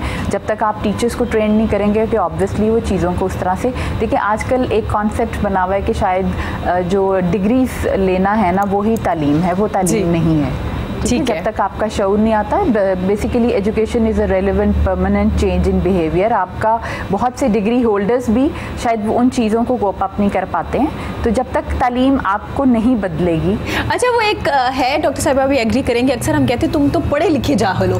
मतलब कि इसका मतलब है डिग्री आपके पास है, आपके पास शऊर नहीं, अदब नहीं है। बिल्कुल ज़रूरी नहीं है। एक्चुअली जो टीचर्स की ट्रेनिंग है, आई डोंट नो कि किंडरगार्टन के बारे में मुझे इतना मालूम नहीं है, या लोकल जो हमारा लोअर लेवल का टीचिंग है, लेकिन मैं मेडिकल टीचिंग के बारे में बात कर सकती हूँ। और I think that is a good standard कि हम एक डिग्री करके जब हम एक टीचर बनते हैं, हमने मेडिकल कॉलेजेस में पढ़ाना होता है, तो हमें सर्टन वर्कशॉप्स करनी पड़ती हैं। और इन वर्कशॉप्स में हमें ये बताया जाता है, वो 1-1 दिन की 2-2 दिन की वर्कशॉप्स होती हैं जो हमारे सुपीरियर कॉलेजेस हैं वो उसको रन करते हैं। उसमें पता चल, उसमें एंगर मैनेजमेंट का भी एक वर्कशॉप है, उसमें एथिक्स का वर्कशॉप होता है, उसमें अपने लेक्चर्स को फॉर्मेट बनाने का लेक्चर होता है, उसमें और बहुत सी ऐसी ह्यूमेन चीज़ें होती हैं जिससे आपको अपने स्टूडेंट के साथ कनेक्ट करने के लिए आपको पढ़ाया जाता है कि आपने बच्चे के साथ कैसे पढ़ना है, चाहे वो बच्चा मेडिकल स्टूडेंट हो या छोटा स्टूडेंट हो। हमारी टीचिंग का प्रोग्राम जो है ये फॉर्मेटेड होना चाहिए और इसकी वर्कशॉप्स होनी चाहिए, और आपकी वर्कशॉप्स की कोई एरिया होना चाहिए जहाँ पे आपके टीचर्स जाएं, ट्रेन हो, वापस आएँ। और हर साल में आप अपने टीचर्स को रोटेट करते रहें, वो जाके ये वर्कशॉप्स अटेंड करें और उनमें और ये बड़ा ज़रूरी भी है, और ये बड़ा ज़रूरी। आप भी वर्कशॉप्स करवाते हैं किस तरह से? जी, हम ट्रेनर से भी कराते हैं, ऑब्वियसली लाहौर से भी, और मतलब डिफरेंट जैसे होते हैं जो स्पेसिफिक इस फील्ड में हैं। और डॉक्टर साहब, ये आपने जो वर्कशॉप्स की भी बात की, वर्कशॉप्स तो बहुत जगह हो जाती है, उसकी इवैल्यूएशन नहीं होती। इवैल्यूएशन पे भी काम करना चाहिए कि आइदर जो आपने वर्कशॉप कराई है उस पे टीचर्स ने इम्प्लीमेंट किया है, वो कितनी वर्थ इट है, उसका कितना % उसका जो है वो रिजल्ट्स मिले। तो इवैल्यूएशन जो है वो नॉर्मली नहीं होती कि जस्ट ट्रेनर्स आते हैं, ठीक है, उसके बाद जो है नॉर्मली अगर कोई हेड्स हैं या उन्होंने फिर चेक नहीं किया कि अच्छा वाकई ये टीचर्स जो है वो क्लास में इसकी इम्प्लीमेंटेशन हो रही है कि नहीं हो रही। ठीक हो गया मरियम, आपने जी डॉक्टर साहब सॉरी, मैं रात को एक वीडियो देख रही थी जिसमें एक टीचर एक बच्चे को पढ़ा रही है, और वो it's supposed to be a funny video, और उसमें वो कह रहा है वो बच्चे को बार बार मारती है या गुस्से हो रही है, वो कीड़े की वो ए फॉर एंट पढ़ाना चाह रही है और वो कहता है ये कीड़ा है। So the teacher is making fun of that child instead of saying कि जी ये कीड़ा ही है, इसको अंग्रेजी में क्या कहते हैं, यू नो। तो this is the sort of education which the teacher must get. So teacher should be educated to educate the child. बिल्कुल, ये वीडियो मैंने भी देखी है डॉक्टर साहिबा, वो काफी रो रहा है बच्चा छोटा, और टीचर बार-बार इंसिस्ट कर रही है बताओ ये क्या है, कि ये कीड़ा है, ये कीड़ा ही है, क्योंकि वो कह तो ठीक रहा है कि वो है तो कीड़ा, लेकिन उसे नहीं बताया जा रहा। और बिल्कुल, और इसकी सबसे बड़ी वजह कि हमारी टीचर्स में आजकल पेशेंस भी नहीं है। आप बच्चा 3 से 4 से 10 क्वेश्चंस करेगा and you know they get irritated, और उसको बहुत मतलब हाइपर हो जाती हैं, और पेशेंस। अच्छा मरियम, क्लास में मैक्सिमम कितने स्टूडेंट्स होने चाहिए एक टीचर के पास? देखिए, मैं अगर पर्सनली मैं अपनी बात करूँ तो मैं तो हमेशा प्रेफर करती हूँ जितनी कम स्ट्रेंथ हो, ताकि आप इंडिविजुअल उन पे अटेंशन दे सकें। बट नॉर्मली हमारे जो स्कूल्स हैं उसमें 25-30 लाइक हर एक का अपना क्राइटेरिया है। जो नॉर्मल बहुत ज़रा थोड़े से लो लेवल के वो तो 35 भी उनके लिए कोई इतनी प्रॉब्लम नहीं, बहुत ज़्यादा है। तो जितने कम बच्चे होंगे, देखिए अगर हम इसको एजुकेशन को हमने बिजनेस पॉइंट ऑफ व्यू से तो चलाना नहीं है, हमें उसमें कुछ चेंज लाने के लिए एजुकेशन अगर प्रॉपर हमें देखनी है तो हमें इन चीज़ों का भी एक सेट करना चाहिए कि इस क्लास में जो है जितने कम बच्चे होंगे उतनी टीचर जो है वो ज़्यादा अच्छी अटेंशन दे पाएगी। हो गया 25 होने चाहिए, 20 नॉर्मली वैसे। और अगर पब्लिक सेक्टर की बात करें तो एक क्लास में बहुत ज़्यादा स्टूडेंट्स होते हैं, वो तो 80-90 भी होते हैं। वो तो आप उनके कॉलेजेस गवर्नमेंट स्कूल्स में जाएं तो वो उस मेरा पॉइंट ऑफ व्यू है इस पे ये है कि टीचर की तनख्वाह बहुत ज़्यादा होनी, बहुत ज़्यादा, एग्जैक्टली। ये टीचर्स आपके कॉम को लेके चल रही हैं, इनकी तनख्वाह एक बहुत सर्टेन लेवल से हाई होनी चाहिए। और टीचर का प्रोफेशन जो है वो एक बड़ा अच्छा प्रोफेशन है और इसके लिए मैक्सिमम पे देनी चाहिए ताकि इस टीचिंग प्रोफेशन में वो लोग आएँ जो प्रोफेशनल्स हैं। ये पार्ट टाइम पास करने वाली लड़कियां जिनके पास और कुछ करने को नहीं होता तो वो थोड़ी दिनों के लिए टीचिंग कर लेती हैं। तो यहाँ तक कहूँगी कि जो तालीम और शादी के दरमियान जो गैप होता है वो टीचर बन जाते हैं। मैं यहाँ तक कहूँगी कि मैंने एक ये पहले भी चैनल पे ये बात उठाई थी कि देखें जैसे आप डॉक्टर हैं, आपके पास एक स्पेसिफिक डिग्री है, टीचर्स के पास ऐसी कुछ नहीं है जस्ट बीएड कर लिया ठीक है, but they should have a licence कि जिनके पास वो लाइसेंस हो और उसके लिए स्पेशल प्रोटोकॉल्स हों कि आपने ये चीज़ें एग्जाम्स क्लियर करने हैं, उसकी इम्प्लीमेंटेशन हो, उस पर पूरा एक चैनल कोई बोर्ड जो है वो उसको इवैल्यूएट करे और उसके बाद वो टीचर ताकि हम हायरिंग करें तो आपके पास वो लाइसेंस हो तो वी शुड नो कि yes this is the licence teacher. ये जो है वो हम डॉक्टर साहिबा ने अच्छी बात की है सैलरी के बारे में। जब आप उनको 2 या 3 हज़ार देंगे तो वो आके कैसे अपने बच्चों को खुशी खुशी पढ़ाएंगे, उनका एटीट्यूड मैंने अभी आपसे ये बात की ना थोड़ी देर पहले कि जो 3,000 जो ले रही है और ये नॉर्मली बिलीव में कि ये हो रहा है ऐसे 5,000 ले रही हैं, वो क्या बच्चों पे अटेंशन देंगी। छोटी ब्रांचेस बना दी, बेसिक पे 50,000 से ऊपर होनी चाहिए। सही बात, आप चाहे बाहर के ममालिक साहिबा जो कह रही हैं कि बात को गौर से सुना जाए और आज टीचर्स बड़ा खुश होंगे क्योंकि डॉक्टर साहिबा बड़ी जबरदस्त बात कर रही है, जरूरी भी है, बहुत जरूरी है बहुत। और इतना स्ट्रेस, इतना देखें हम अपनी टीचर्स क्यों इतनी स्ट्रेस आउट हो जाती हैं, हम उनको स्ट्रेस मैनेजमेंट की वर्कशॉप्स नहीं देते, प्रेशर्स को कैसे आप फेस करना है, जॉब सिक्योरिटी नहीं, जिसका दिल करता है वो आज अगर है, और प्राइवेट सेक्टर में तो बिल्कुल नहीं है, वो कह देते हैं जी ठीक है जी आप कल से ना आए, ठीक है। तो आगे टीचर्स का क्या फ्यूचर है, they are you know just on the zero. और कोई ऐसे फंड्स नहीं दिए जाते, बहुत कम स्कूल्स में प्रोविडेंट फंड्स हैं या दूसरे हैं, जो छोटे स्कूल्स हैं कहाँ कुछ भी नहीं। वहाँ पे तो मैट्रिक पास बच्ची जो अभी एग्जाम्स दिए होते हैं उन्होंने और जो ब्रेक आता है 3 मंथ में आपको कह रही हूं, तो they should have the certain criteria and they should have the licence for that. Grades का बड़ा सिस्टम है हमारे यहाँ, हम आजकल कहते हैं कि एक ग्रेड आना चाहिए, मदर्स भी प्रेशराइज करती है बच्चों को। तो आपको लगता है कि हाँ जो ए ग्रेड लेता है वही अच्छा स्टूडेंट है, या कोई नालायक होता है या नहीं होता स्टूडेंट? देखिए मैं हमेशा से ये बात करती हूँ, बच्चे कोई नालायक नहीं होते, हमारी अपनी स्ट्रैटेजीज ठीक नहीं होती हैं।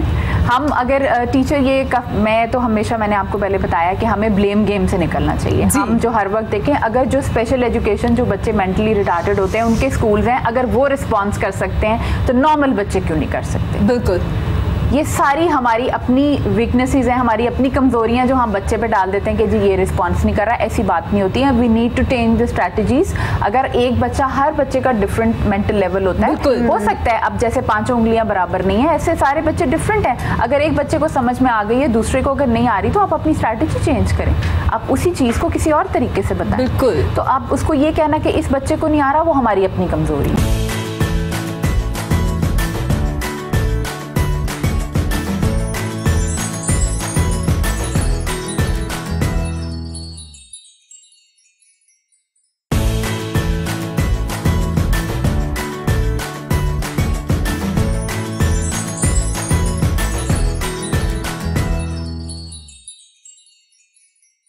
अब हम बात करेंगे सिंगिंग की, क्योंकि महिर भी काफ़ी देर से हमें सुन रही है। तो महिर आप बताएंगी आप कैसे स्टूडेंट है? अच्छी स्टूडेंट है? हाँ अच्छी स्टूडेंट। जल्दी समझ आ जाता है जो टीचर नहीं, मुझे मैथमेटिक्स से इशू रहा है हमेशा से। अच्छा, 5th क्लास से मैथ से बस याला एक बार मैट्रिक हो जाए, इस मैथ की बुक को नहीं हाथ लगाना। अच्छा, आपके टीचर के साथ कैसा रिलेशन रहा? आप मतलब क्लोज थी अपने टीचर्स के या बस ठीक ठाक ही लगते थे? बस ठीक ठाक ही, बल्कि बहुत बुरे लगते थे। क्यों, क्या वजह थी? मुंह देखना पड़ता, उनके बिहेवियर अच्छे, क्या मतलब क्या वजह थी, क्यों अच्छे नहीं लगते? बस स्टडी के अकॉर्डिंग, मतलब कोई बंदा म्यूजिक की बात कर सकते हैं। अच्छा, मतलब म्यूजिक वाले टीचर आपको पसंद है? स्टडी स्टडी स्टडी बस। ठीक हो गया। महिर, आप मुझे ये बताइएगा आपके फेवरेट जो सिंगर कौन है, किन्हें आप सुनती हैं? बेसिकली फेवरेट लता जी हैं और सेकंड मैडम नूरजहां। दोनों पसंद है? दोनों में से ज़्यादा कौन पसंद है? मैडम नूरजहां ज़्यादा पसंद। उनका कौन सा गाना आपको ज़्यादा पसंद है? काफ़ी सारे सॉन्ग्स हैं, बेसिकली एक नहीं है, काफ़ी सारे सॉन्ग्स हैं जो उनके मैंने याद किए हैं और सुनती हूँ काफ़ी शौक से। ठीक हो गया। नए लोगों को सुन रहे हैं, नए जो आपके साथ जिन्होंने स्टार्ट किया है? जी बिल्कुल। कौन पसंद है उनमें से? पाकिस्तान कोई भी अच्छा सिंगर नहीं है नए लोगों में? ओल्ड सिंगर्स को मैंने ज़्यादा सुना। अच्छा, नए लोगों को सुनती नहीं है? बेसिकली मेलोडी मुझे ज़्यादा पसंद है, और आजकल के दौर के हिसाब से आपको पता है कैसे ट्रैक्स, कैसे म्यूज़िक, कैसे लिरिक्स आ रहे हैं। ठीक हो गया, तो उस हिसाब से मुझे ओल्ड सॉन्ग्स। चलिए ठीक हो गया, फिर हम आपकी खूबसूरत सी आवाज़ में आपका खूबसूरत सा गाना सुनते हैं। जी बिल्कुल।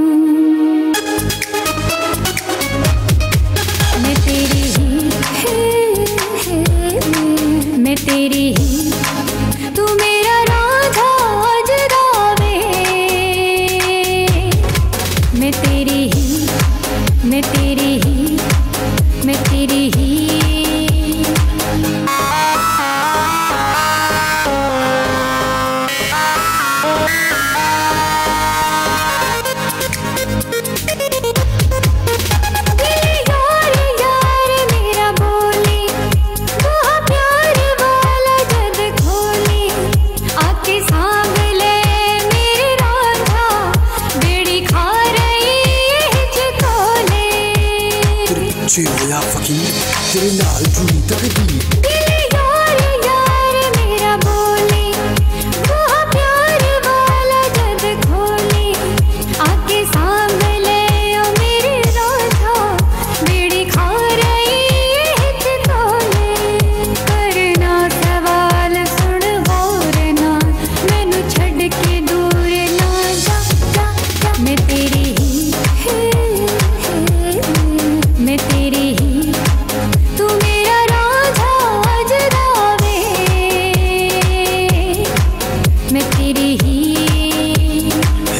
तू मेरी हीर, तेरे नाल जुड़ी तकदीर, जे होवे इजाजत तेरी, तेनू प्यार करा आखिर, तेरे इश्क दा चोला पाया, तेरे नावे सब गुजलाया, तेनू तकिया जदों दा होया, तेरे नैना दा असीर।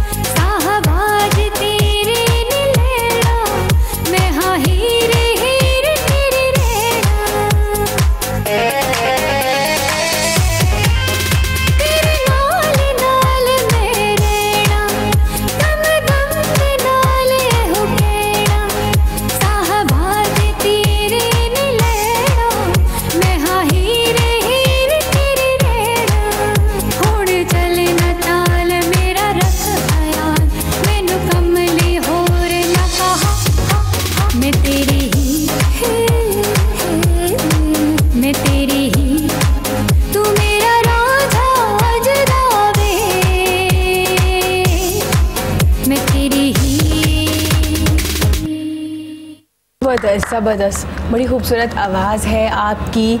अब आपने मुझे ये बताना है कि आप रैप सुनती हैं? आजकल गानों में होता है। नहीं, बिल्कुल नहीं सुनती। बिल्कुल नहीं सुनती। देख लें कैसे सिंगर है, किसी नई सिंगर को नहीं सुनती है ना रैप सुनती है। क्यों, क्या वजह है, क्यों नहीं सुनती आप? आपकी फील्ड है। मेरा ख्याल है अपने स्टाइल को लेके चलना चाहती हैं, दूसरों से इन्फ्लुएंस नहीं होना चाहती। हाँ, बिल्कुल नहीं होना चाहती, यही वजह है। हाँ, बेसिकली मेरा जॉनर भी यही है, मेलोडी को ज़्यादा सुना है, मेलोडी को गाया है। और इंटरेस्ट की बात होती है, मैंने कभी ना इंटरेस्ट नहीं लिया आजकल की अच्छी भी आ रही है, सिंगर अच्छी भी। अच्छा मुझे ये बताइए कि सोशल मीडिया कितना ज़रूरी है अपने आप को प्रमोट करने के लिए, स्पेशली सिंगर के लिए?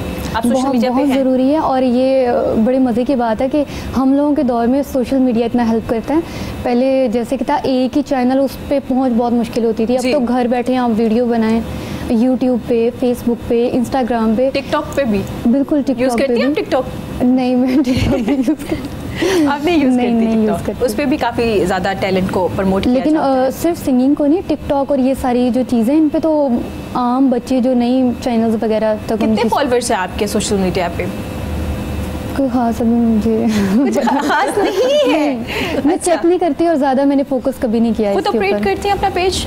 खुद ऑपरेट करती ही नहीं, बना हुआ है लेकिन कभी चेक नहीं किया। ज़बरदस्त ज़बरदस्त। ऐसे लोग भी हैं जो सोशल मीडिया के साथ इतना ज़्यादा प्यार नहीं करते। कहते हैं आज के दौर में जेन्युइन फनकार, अपने में मस्त है। ज़बरदस्त जी। डॉक्टर साहिबा से पूछना चाहेंगे, डॉक्टर साहिबा ज़्यादातर प्रॉब्लम आजकल शादी के फ़ौरन बाद देखते हैं बांझपन का होता है, और काफ़ी ज़्यादा ससुराल की तरफ से प्रेशराइज़ किया जाता है। अभी 7-8 माह ही होती है आपकी शादी, तो क्या कहना चाहेंगे, क्यों प्रॉब्लम्स है ये ख़वातीन में ज़्यादा? Actually, I would not say ख्वातीन ji, I would say the couple जी। होता यह है कि जैसे ही शादी के 1-2 महीने बाद ही यू विल सी के सास या माँ लेकर बच्ची को आ जाती हैं कि जी बच्चा नहीं हो रहा है, 2 मंथ शादी को हुए होते हैं। और हमेशा हम उन्हें कहते हैं कि आप थोड़े दिन और ठहरें, बट अगर आप उनको ये सिर्फ कह के भेज देते हैं तो वो फिर किसी और डॉक्टर के पास चले जाते हैं। ऐसा ही है। कल मैंने एक बच्ची देखी है और उसने कहा कि I have been to 6 doctors, 6 doctors पे उसकी सास उसको लेकर जा चुकी है, और 8 महीने उसकी शादी को हुए हैं और उसके हस्बैंड का एक टेस्ट भी नहीं हुआ अभी तक। So then I suggested to the mother कि अगर आप बहुत कीन हैं कि जल्दी बच्चा हो जाए तो फिर सबसे पहला टेस्ट जो है वो हमारे बच्चे का होना चाहिए, और उसके बाद फिर हम देखेंगे कि इस लड़की को हमने क्या करना है। And she was quite annoyed, वो काफ़ी मेरे से गुस्से से मिले, इसका ये मतलब है मेरे बच्चे में कोई ख़राबी है?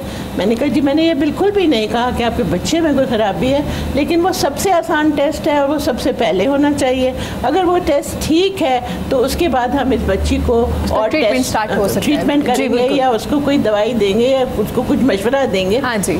सो बेसिकली मेरा ये ख्याल है उन तमाम कपल्स को जो प्रेगनेंसी के लिए ट्राई कर रहे हैं, एक चीज़ हमेशा याद रखें, ये खुशी के रिश्ते हैं। अगर आप नाखुश हैं या आप टेंस हैं तो आप बैड हार्मोन्स बनाते हैं, बैड हार्मोन्स से इनफर्टिलिटी होती है। तो एक तो यह है कि आप लोग खुश रहें, ये खुशी का रिश्ता है, इसको इज़्ज़त आबरू से और खुश रहने के साथ गुजारें, नंबर 1। नंबर 2, अगर आप वरीड हैं कि आपको बच्चा चाहिए और बच्चा नहीं हो रहा, तो सबसे पहले आदमी को चाहिए कि वो किसी अच्छी लैब से जाकर अपना सीमन एनालिसिस कराए, अपना टेस्ट करवाए, और फिर अपनी बेगम को किसी डॉक्टर के पास लेके जाए। हर पेशेंट को दवाई की ज़रूरत नहीं होती, कई दफ़ा उनको सिर्फ कोई मशवरा देना होता है। तो आप जब भी किसी डॉक्टर के पास जाएं तो ज़रूरी नहीं है कि वो आपको दवाई लिख के दे, आप उसके मशवरे को गौर से सुने और उनकी बात को गौर से सुने, और अगर कोई टेस्ट बताए जाते हैं उनको मुकम्मल तौर पे करें। टेस्ट होने के बाद ये डिसाइड होता है कि इनफर्टिलिटी कहाँ पे है और फिर उसको ट्रीट किया जाएगा। जी, सही हो गया, ये भी ज़रूरी है। अब शफ़क़ से पूछते हैं, शफ़क़ आपने देखा होगा मैनी पेडी के लिए लोग कॉन्शियस होते हैं, आजकल नेल्स के लिए काफ़ी चीज़ें चल चुकी हैं, स्पेशली सैलून्स बन चुके हैं, लेकिन प्रॉब्लम्स हो जाती है जब आप मैनी पेडी करवाते हैं, नेल्स टूटना शुरू हो जाते हैं, कुछ बीमारियाँ भी लग जाती हैं, क्या वजह है? कुछ ना नेल्स बिल्कुल सेंसिटिव होती हैं, ठीक है। आप जब मैनी पेडी करवाने जाती हो तो आपको पता होगा ज़्यादा कि आपके जो नेल्स हैं, जैसे आपको अपनी स्किन का पता है, आपके नेल्स का भी आपको आइडिया होता है, तो आप अपने ना ब्यूटिशियन को बता दो कि मुझे नेल प्रॉब्लम है, मेरे नेल सेंसिटिव हैं, तो आप प्लीज़ मुझे जो पॉलिश अप्लाई कर रहे हो वो मेरे नेल्स पे मत अप्लाई करो। हम क्या करते हैं कि हम जब पॉलिश अप्लाई करती हैं हाथ पर भी या पाँव पर, तो हम पूरे नेल्स पर भी ज़्यादा अप्लाई करते हैं क्योंकि उससे शाइन आता है। लेकिन जिनके नेल्स सेंसिटिव है तो वो कभी भी अप्लाई मत करवाएं, वो मना कर दी ब्यूटिशियन को कि मेरे नेल्स के पूरे जो मेरा ये पार्ट है इसमें मेरा अपने यहाँ पर ना स्किन पॉलिश अप्लाई नहीं करनी है। प्लस आप जब वो टूल्स यूज़ करवाते हो, ठीक है, जिसे हम लोग नीट करती हैं या शेप देती हैं, तो वो प्लीज़ उनसे कहें कि वॉश हो, ताकि क्योंकि कुछ जम्स नेल्स के भी लगते हैं एक दूसरे को। तो आप अगर अपना फाइलर, अपना नेल कटर साथ ले जाओ और आप वही यूज़ करवाओ तो ज़्यादा बेस्ट है। लेकिन अगर आप वो नहीं लेकर जा रही हो तो आप उन्हें कह दो कि ये प्लीज़ एक दफ़ा इसको वॉश कर लें, क्योंकि मुझे इसका इशू है नेल्स का, ठीक है। अगर आप गाइड नहीं करोगे तो ऑब्वियसली आपको इशू होगा। अच्छा शफक, वो लोग भी आगे से कहते हैं अब हम सबके लिए सेपरेट तो रख नहीं सकते ना, क्योंकि इतना वो भी एक्सपेंसिव होता है। तो आपको नहीं लगता अगर कुछ आपको प्रॉब्लम है तो आप साथ ले जाइए अपनी चीज़ें? हाँ, वही आपको मैंने कहा ना कि आप अपनी चीज़ें साथ ले जाओ। अब जैसे मेरे पास कुछ कस्टमर्स आती हैं, उनको स्किन का बहुत इशू होता है तो वो अपने स्पंज साथ लाती हैं जी। जब हम मेकअप करती हैं उनका हमसे तैयार होने आती हैं तो वो अपनी बेस के लिए अपना स्पंज हमें देते हैं कि यार प्लीज़ ये मेरा स्पंज यूज़ कर देना, मुझे ना दूसरा, जबकि हम वॉश करके कर रहे हैं, लेकिन वो नहीं करवाती हैं। वो कहती है नहीं ये वॉश हुआ भी है ना, और मैं नहीं ये यूज़ करवाऊंगी, प्लीज़ आप माइंड ना करो, मेरा स्पंज यूज़ करो। इसमें कोई बुरी बात भी नहीं है। आप सैलून पे जा रहे हो तो ये नहीं कि आपने टोटली अपना उसको डिपेंड कर दिया। आप खुद से थोड़ा सा गाइड करो, थोड़ी सी एक दो चीज़ें अपनी टूल्स यूज़ कर लोगे तो वो अच्छा है, ठीक है। वो जो मसाज हम दे रही हैं या जो हम आपका एक ट्रीटमेंट कर रहे हैं वो अलग चीज़ है, लेकिन अपनी जो टूल्स आप यूज़ करवाते हो उसका जब प्लीज़ एहतियात करो आप लोग। वो ज़रूरी भी है क्योंकि आप देखो स्किन आपकी हो पूरी बॉडी, हेयर, ठीक है, नेल्स, हम लोग कहते हैं कि नेल्स तो का क्या कोई इशू नहीं है, जबकि नेल्स से बहुत ज़्यादा हो जाती है जी। क्योंकि देखो जब आप ब्लीच लगाती हो, मैं जब स्ट्रीक्स कर रही होती हूँ या डाई कर रही होती हूँ तो मेरे खुद बड़ा समटाइम अगर मैं ग्लव्स कभी ना पहनूँ तो मुझे खुद बहुत इशू हो जाता है। हालांकि मेरे नेल्स जो है वो काफ़ी हार्ड हैं, कोई सेंसिटिव नहीं है, लेकिन मुझे हो जाता है तो मैं एहतियात करती हूँ। इसलिए आपको पता होगा घर में जब आप काम करती हो, जो हाउस वाइफ हैं या जो स्टूडेंट्स हैं, उन सबको आजकल तो नॉलेज सबको होती है, सबको पता है, आप उसका ख्याल रखा करें। बिल्कुल। शफक आपने देखा होगा आज ट्रेंड शुरू हो गया, रंग गोरा करने वाली क्रीमें काफ़ी ज़्यादा अप्लाई की जाती है हमारे घर में। माजिद के साथ जो काम करने अगर कोई आता तो वो आपसे ज़्यादा गोरा लग रहा होता है। हाँ, ऐसा होता है। बिल्कुल मेरे साथ भी ऐसा होता है। यहाँ तक बहुत गोरे हो जाते हैं। और सिर्फ फेस का ये वाला पार्ट, नेक उनकी ब्लैक होगी, हाथ पाँव उनके ब्लैक होंगे, सिर्फ यहाँ पर अप्लाई करती हैं। खूबसूरत गोरा रंग जो आप देखें तो एक बार देखते रहे उन्हें कि ये क्या लगाया है इसने। तो वो क्रीमों के बारे में क्या कहेंगे, अप्लाई करना चाहिए या आपकी स्किन को वो रिमूव कर देती है, आपकी वेन्स नजर आना शुरू हो जाती है? हाँ जी, क्योंकि आप उसमें इतना ज़्यादा स्टेरॉइड होता है कि आपकी वो जो स्किन के टिश्यूज होती हैं वो उसको ना वो डैमेज कर देती हैं, स्किन आपकी वो थिन कर देंगी और आपकी इनफैक्ट जो आपकी वेन्स होती हैं स्किन की वो भी थिन हो जाती हैं और आपकी स्किन इतनी ज़्यादा डैमेज हो जाती है उससे कि आप बाद में जब कभी कोई मसाज लोगे या कोई कॉस्मेटिक कोई मेकअप भी यूज़ कर रहे हो ना तो वो भी आपको सूट नहीं करता। वो सूट नहीं कभी करता। भी आप ये कलर फेयर करने वाली चीज़ें मत यूज़ करो, अपनी डाइट अच्छी कर लें आप। लेकिन नाइट क्रीम अप्लाई करनी चाहिए, किसी अच्छे ब्रांड की ले लीजिए या नहीं? नाइट क्रीम देखिए और चीज़ है, वाइटनिंग क्रीम और चीज़ है, ठीक है, दोनों डिफरेंट है। ठीक है, अगर आप नाइट क्रीम एक जैसे हम सन ब्लॉक लगाकर बाहर निकलेंगे तो ऑब्वियसली हमें नाइट क्रीम बहुत अच्छा आता है लेकिन जल्दी लोग गोरे हो जाते हैं। वाइटनिंग क्रीम्स नहीं यूज़ करनी चाहिए। मैं अपने कस्टमर्स को भी मना करती हूँ कि वाइटनिंग, वो हमें भी कहते हैं। मैंने कुछ सैलून्स ऐसे देखे हैं जो खुद आपको मिक्स करके दे रहे होते हैं, सेल कर रहे हमने भी किया हुआ है, शुरू में मैंने भी किया हुआ है, लेकिन जब हमने देखा कि नहीं इसका साइड इफेक्ट इसके ज़्यादा है, इसका रिजल्ट नहीं अच्छा, हम लोगों ने छोड़ दिया हुआ है, हम नहीं यूज़ करते हैं। आप वो चीज़ें यूज़ कर लो जिसका आपको पता हो, देसी चीज़ें टोट के घर में यूज़ कर लें। आजकल जैसे अब ये विंटर स्टार्ट है, अनार ये इस्तेमाल करना, हाँ ठीक है, ये चीज़ें आप इस्तेमाल करें, इनके जूस पिए, इनको खाएं, या इनका जो छिलका है इसको आप धूप में ड्राई करके उसका पाउडर बना लें, ठीक है। उसके अंदर आप हाफ लेमन और एलोवेरा जेल मिलाकर उसका पेस्ट बनाकर अपने फेस पे लगाओ, आपकी स्किन अच्छी खासी फेयर हो जाती है। बहुत अच्छा बालों के लिए भी, स्किन के लिए भी आप इस्तेमाल कर सकते हैं। इनफैक्ट ये जैसे हार्मोन्स की बात हुई थी तो मैं हार्मोन्स के लिए भी बताऊंगी कि एलोवेरा जेल उसको ग्राइंड करके आप निहार मुँह पिए तो अच्छा है। आपके लिए आपको उसका भी जो आजकल खवातीन को इश्यूज हैं वो ठीक होती हैं। डॉक्टर साहब आपसे पूछना चाहूँगी, आपने देखा होगा कुछ लोग ऐसे होते हैं जिनके यहाँ 5-6 बेटियाँ पैदा हो जाती तो बेटे के लिए बड़े वो होते हैं और डॉक्टर्स पे भी जा रहे होते हैं, तो क्या कोई ऐसी टेक्नोलॉजी आ चुकी है जो आपके जेंडर को चेंज कर देती है? और क्या पाकिस्तान में है ये? मैं आपकी बात का पूरा जवाब दूंगी, लेकिन सबसे पहले मैं जो ये बात कर रही थी उसके बारे में बात करना चाहती हूँ कि हर पार्लर को चाहिए कि उनके जितने वर्कर्स हैं उनके हेपेटाइटिस के टेस्ट करवाएं और वो अपनी फाइल्स में लगाएं और उनकी वक्तन फ़क्तर उनको देखते रहे कि उनके हाथों में फंगस तो नहीं है, बिकॉज अगर है तो वो फिर आप ट्रांसमिट करते हैं। और दूसरा, अपने पार्लर में स्टरलाइजर्स कोई बहुत महंगी आइटम नहीं है, उसको 7,000 का स्टरलाइजर आता है और हर अपने इंस्ट्रूमेंट को स्टरलाइज ज़रूर कीजिए। Coming back to the question जो आपने मुझसे पूछा है बेटे और बेटी के बारे में, जो जेंडर है वो डिटर्मिन करता है आदमी। हमें पता है कि जो औरत है उसकी जेनेटिक्स होता है XX जी, और आदमी का जेनेटिक्स होता है XY। सो हमेशा याद रखें, अगर किसी खातून का बेटा नहीं हो रहा तो वो उसका अपना कसूर नहीं है। अगर उसका Y जेंडर का क्रोमोसोम उसके अपने हस्बैंड से नहीं मिल रहा तो वो हमेशा बेटी ही पैदा करेगी। ठीक है। सो बेसिकली अगर हमने किसी को ब्लेम करना है तो वो हस्बैंड है। ठीक है। दूसरी बात यह है कि जो अवेलेबल चीज़ें हैं उसमें जेंडर सिलेक्शन के लिए ये कर सकते हैं। कुछ ऐसी बीमारियां हैं जो कि सिर्फ लड़कों में होती हैं, जेनेटिक बीमारियां, और कुछ बीमारियां ऐसी होती हैं जो लड़कियों में होती हैं सिर्फ।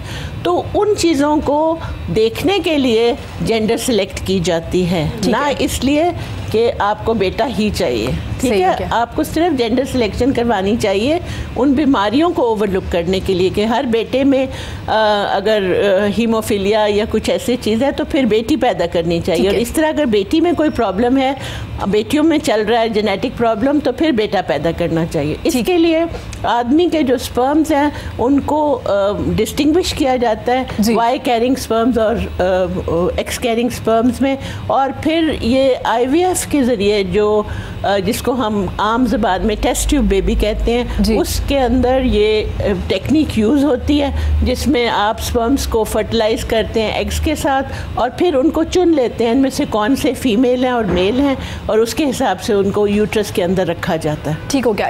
ये फैसिलिटी अवेलेबल है, मगर इसको यूज़ करना चाहिए सिर्फ बीमारियों में करना। डॉक्टर साहब, एक्सपेंसिव है ये ट्रीटमेंट? जी, खासा एक्सपेंसिव ट्रीटमेंट है और इसकी बहुत डेफिनेट वजह होनी चाहिए करने के लिए। ठीक हो गया। अब जी हम मरियम से पूछना चाहेंगे। मरियम, हम टीचर और स्टूडेंट के रिलेशनशिप पे बात करते हैं कि कितनी दोस्ती होनी चाहिए, कैसे शेयर कर सकता है बच्चा अपनी प्रॉब्लम्स, इवन कि स्टडी को लेके भी। तो पेरेंट्स और टीचर के दरमियान में क्या रिलेशन होना चाहिए, कितनी आपको आना चाहिए स्कूल में, टीचर से बात करनी चाहिए अपने बच्चों को लेके? देखें, it's a triangle between parents, student and school और टीचर। तो इसकी तो आप किसी भी एक चीज़ को है उसको ब्रेक नहीं कर सकते। ठीक है। इनकी बॉन्डिंग बहुत स्ट्रांग होनी चाहिए। जो पेरेंट्स हैं उनको भी फ्रीक्वेंट विजिट करना चाहिए, बच्चों की प्रोग्रेस के हवाले से पूछते रहना चाहिए, और जो टीचर है उसको तो सबसे पहले जो बच्चे की है ना उसकी नफ्सियात पे बहुत काम करना चाहिए। उसको पता होना चाहिए, जैसे मैंने आपको बताया कि जैसे माँओं को पता चल जाता है कि बच्चा इस वक्त क्या चाह रहा है, उसको इस वक्त भूख लगी है नहीं लगी, उसकी क्या डिमांड्स हैं, सब कुछ है। इस तरह टीचर को भी उसकी अब तो खैर काफ़ी चेंज हो गया है। कुछ टीचर्स तो ऐसी होती हैं वो बहुत ज़्यादा बच्चों में इन्वॉल्व होती हैं, उनके घर के बारे में, उनके पेरेंट्स के बारे में सब कुछ। जब पेरेंट टीचर मीटिंग होती है उनको पता होता है कि इनकी अगर वर्किंग जो है वो उनकी मदर हैं, वो अपने घर में टाइम नहीं दे पाती, तो फिर वो हम टीचर को कहते हैं कि आप इनको पे ज़रा थोड़ी सी और ज़्यादा अटेंशन दें ताकि बच्चे के जो गैप्स हैं एटलीस्ट उसको हम कवर कर सकें। ठीक है। तो रिलेशनशिप ऑब्वियसली कि टीचर को बहुत क्लोज होना चाहिए, अटेंशन भी, और यस बहुत एक फ्रेंडली सा बच्चों के साथ रखना चाहिए, बट अपना एक डिस्टेंस भी रखना चाहिए जिससे बिल्कुल रिस्पेक्ट वाला एलिमेंट भी रखना चाहिए। हम वैल्यूज सेट नहीं करते हैं, हमें अपने घर से वैल्यूज़ को सेट रखना चाहिए। आजकल नॉर्मली मैं आपको अपने पर्सनल एक्सपीरियंस की बात बता रही हूँ, अब आजकल नॉर्मली घर में डिस्कशंस होती है, ओहो टीचर ने ये कैसे कर दिया, आज उन्होंने डांटा, अच्छा मैं स्कूल जाके बात करूँगी। हाँ, तो हमें जो एक बहुत हमारे दौर में जो उस्ताद का एक एहतराम होता था वो नहीं है, अब वो चीज़ नहीं रही है, कम है। हमें अपनी वैल्यूज़ को सेट करना चाहिए, अपने रिस्पेक्ट के हर चीज़ को। अगर और पेरेंट्स को भी इस बात को समझना चाहिए कि अगर टीचर किसी वजह से भी ऑब्वियसली कि ऐसा बिहेवियर टीचर को भी शो नहीं करना चाहिए, लेकिन अगर किसी बात से वो मना कर रही है या डांट रही है तो बच्चे की बेहतरी के लिए होगा। बट यस, आपको ऐसी लैंग्वेज बच्चे के साथ नहीं यूज़ करनी चाहिए, या बहुत ज़्यादा कुछ ऐसी पनिशमेंट वाला तो आजकल बिल्कुल कुछ इस तरह से होना ही नहीं चाहिए, ना फिजिकल टच और ना आप जो है उसको मेंटली कुछ बच्चे को ऐसा कोई टॉर्चर करें कि बच्चा ही स्कूल से भाग जाए। तो ये बड़ी हर चीज़ में बहुत बैलेंस करने की ज़रूरत होती है, और इन्हीं चीज़ों के बारे में मेरा ख्याल है कि हम जो टीचर्स ट्रेनिंग के हवाले से भी बात करते हैं, तो हम जब तक उनको प्रॉपर्ली एजुकेट नहीं करेंगे, उनको अवेयर नहीं करेंगे इन चीज़ों के बारे में, वो भी शायद उस तरह से परफॉर्म नहीं कर बिल्कुल। ये तीनों का रिलेशन है, वालिदैन, पेरेंट्स और बहुत स्ट्रॉन्ग, इनकी बॉन्डिंग बहुत स्ट्रॉन्ग होनी चाहिए, ये ज़रूरी है। आज हमने आपसे मैनिपेडिक के बारे में भी बात कर ली। अब मुझे ये बताइएगा कि आजकल मेकअप कैसा चल रहा है? बहुत ज़्यादा तेज़ वाला चल रहा है, ये लाइट नो मेकअप वाला भी एक कॉन्सेप्ट शुरू हो चुका है। ये नो मेकअप में भी मेकअप होता है? मेकअप होता है। अच्छा, ये नो मेकअप में मेकअप कैसे होता है? मेकअप होता है, वो लाइट होगा, ठीक है। अब तो खैर विंटर है, विंटर में तो वैसे भी डार्क मेकअप लाइक करती हैं लोग, लिपस्टिक आपकी डार्क हो और नेल पेंट आपका डार्क होगा। और जो नो मेकअप है, ठीक है, उसमें आप बिल्कुल भी ये मत सोचो कि मेकअप नहीं हुआ होगा, कंसीलर सब कुछ लग रहा कंसीलर भी कर, क्योंकि देखो जब तक आप कंसील नहीं करोगे आपकी बेस अच्छी नहीं बनेगी। डार्क सर्कल्स का आजकल इशू सबको है, ठीक है, एक्ने का इशू है, स्किन के इशूज और बहुत सारे हैं, तो उसको कवर करने के लिए हम कंसीलिंग करेंगे, उसके बाद हम बेस अप्लाई करते हैं, ठीक है। हाँ, जो आईज मेकअप है हमारा उसको हम लाइट रखते हैं, ठीक है। आईज मेकअप लाइट होगा, ठीक है। जस्ट एक आपने एक लाइनर लगाया होगा अच्छा सा प्यारा सा, और एक लिपस्टिक अच्छी और लाइट सा एक ब्लश ऑन आपने किया होगा, वो आपका नो मेकअप में मेकअप आ जाता है, नो मेकअप में मेकअप आ जाता है, ठीक है। और अब वैसे भी आजकल जो उसके मेकअप होता है वैसे सही पूरा फुल मेकअप हुआ होता है, कस्टमर्स का करते हैं या हम अपना भी कर रहे हैं, तो उसमें क्या होगा कि जो कैमरा हमारा वो उसको लाइट दिखा रहा होता है। आपने देखा होगा आजकल कुछ एक्ट्रेसेस की शादी हुई है तो नो मेकअप वाली लुक है, सिर्फ ब्लश ऑन थोड़ा सा नजर आ रहा है। बिल्कुल, उसमें उतनी मेहनत होती है जितनी ज्यादा मेकअप में होती है, उसमें बल्कि ज्यादा मेहनत होती है, उसमें ज्यादा मेहनत, क्योंकि हम लोगों की एक तो प्रैक्टिस कम होती है उसमें, दूसरा ये कि उसको कवर करना, आपने उसको एक बिल्कुल नेचुरल लुक देनी है, नेचुरल लुक देना और चीज़ है, और उस एक लुक को एक नॉर्मल स्किन को आपने एक प्रॉपर एक मेकओवर करके उसकी आईज बनाना वो करना वो और चीज़ है। लेकिन आजकल यही फैशन चल रहा है कि आईज मेकअप बिल्कुल प्रोमिनेंट नहीं हो रहा था, जबकि उस पर आई शेड भी लगे हुए हैं, उसमें ब्लेंडिंग इतने मजे की होती है। ब्राइट करें अब लाइट करें वाला सीन हो गया कि मेकअप को लाइट किया जाएगा, लेकिन नहीं अभी भी दोनों चल रहे हैं, दोनों ब्राइड की शक्ल ही कोई और होती है। दूसरे दिन हस्बैंड पूछा तो वो मेरी दुल्हन कहाँ गई है। ये बात गलत है, मैं इस बात पे बिल्कुल एग्री नहीं हूँ। आजकल पहले वो मुलाकातें हो रही होती हैं, वीडियो कॉल्स हो रही हैं, ठीक है, अब तो इतना एडवांस जमाना है। बिल्कुल, मेकअप आर्टिस्ट भी तेज हो गए, वो बिफोर आफ्टर वाली तस्वीर लगाना शुरू हो गए, हम भी लगाते हैं ये, अब तेज हो गए। लेकिन देखो आप ये बिल्कुल बात जो आज का था ना, ये डिवोर्स हो गई, फर्स्ट नाइट मेरी वाइफ और थी, और सेकंड डे जब फेस वॉश करके नहीं, ऐसा अरेंज मैरिज काफी हद तक चीजें चेंज होती हैं, लेकिन जब आप पहले आपने पिक्चर देख लिया, आपकी मुलाकात होगी, आपकी मीटिंग होगी, आप वीडियो कॉल पे बात कर रहे हो, तो कैसे हो सकता है? खवातीन तेज होगी, नो मेकअप की तरफ आ गई कि भाई देखिए हम नेचुरल लग रही है। आजकल देखिए वो व्हाइटनिंग्स का भी तो बहुत ट्रेंड चल रहा है ना, कि व्हाइटनिंग इंजेक्शंस लगवा रहे हैं, बहुत पसंद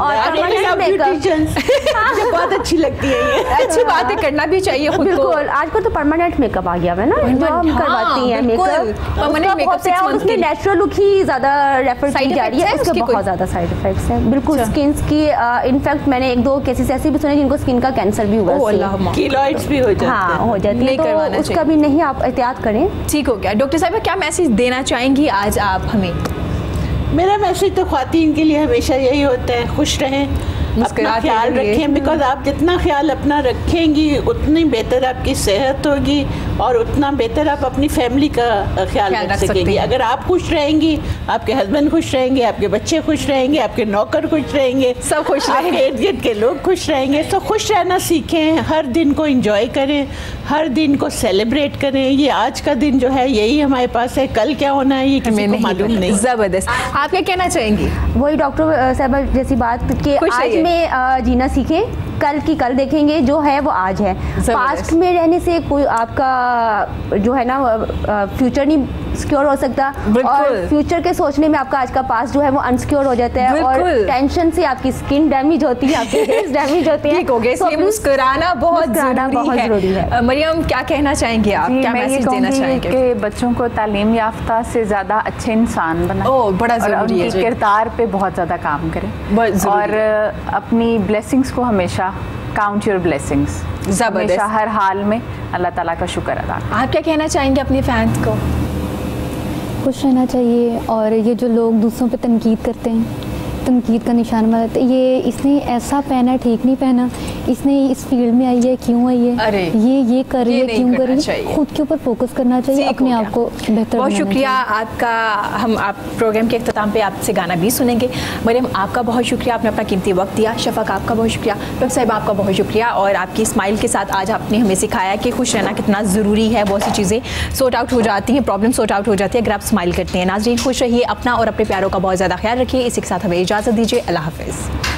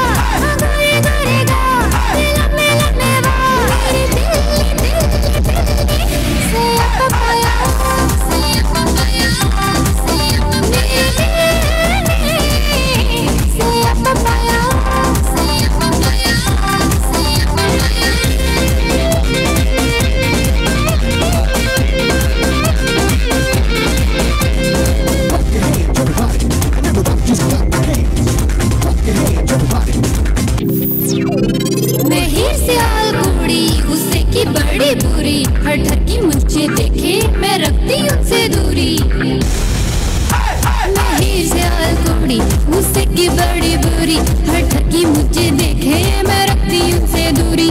मामा मेरी बचा बचा बचा चा चा मेरे दिल दिल दिल से पाया से पाया से मेरे दिल से पाया से पाया से पाया।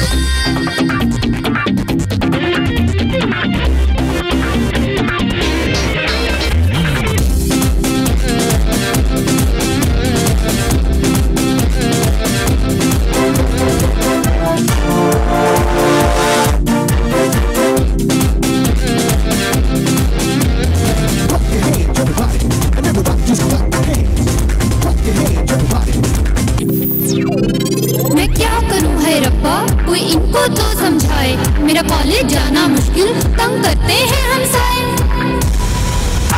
मैं क्या करूं है रब्बा, कोई इनको तो समझाए, मेरा कॉलेज जाना मुश्किल तंग करते हैं हमसाए। मामा मेरी बचा बचा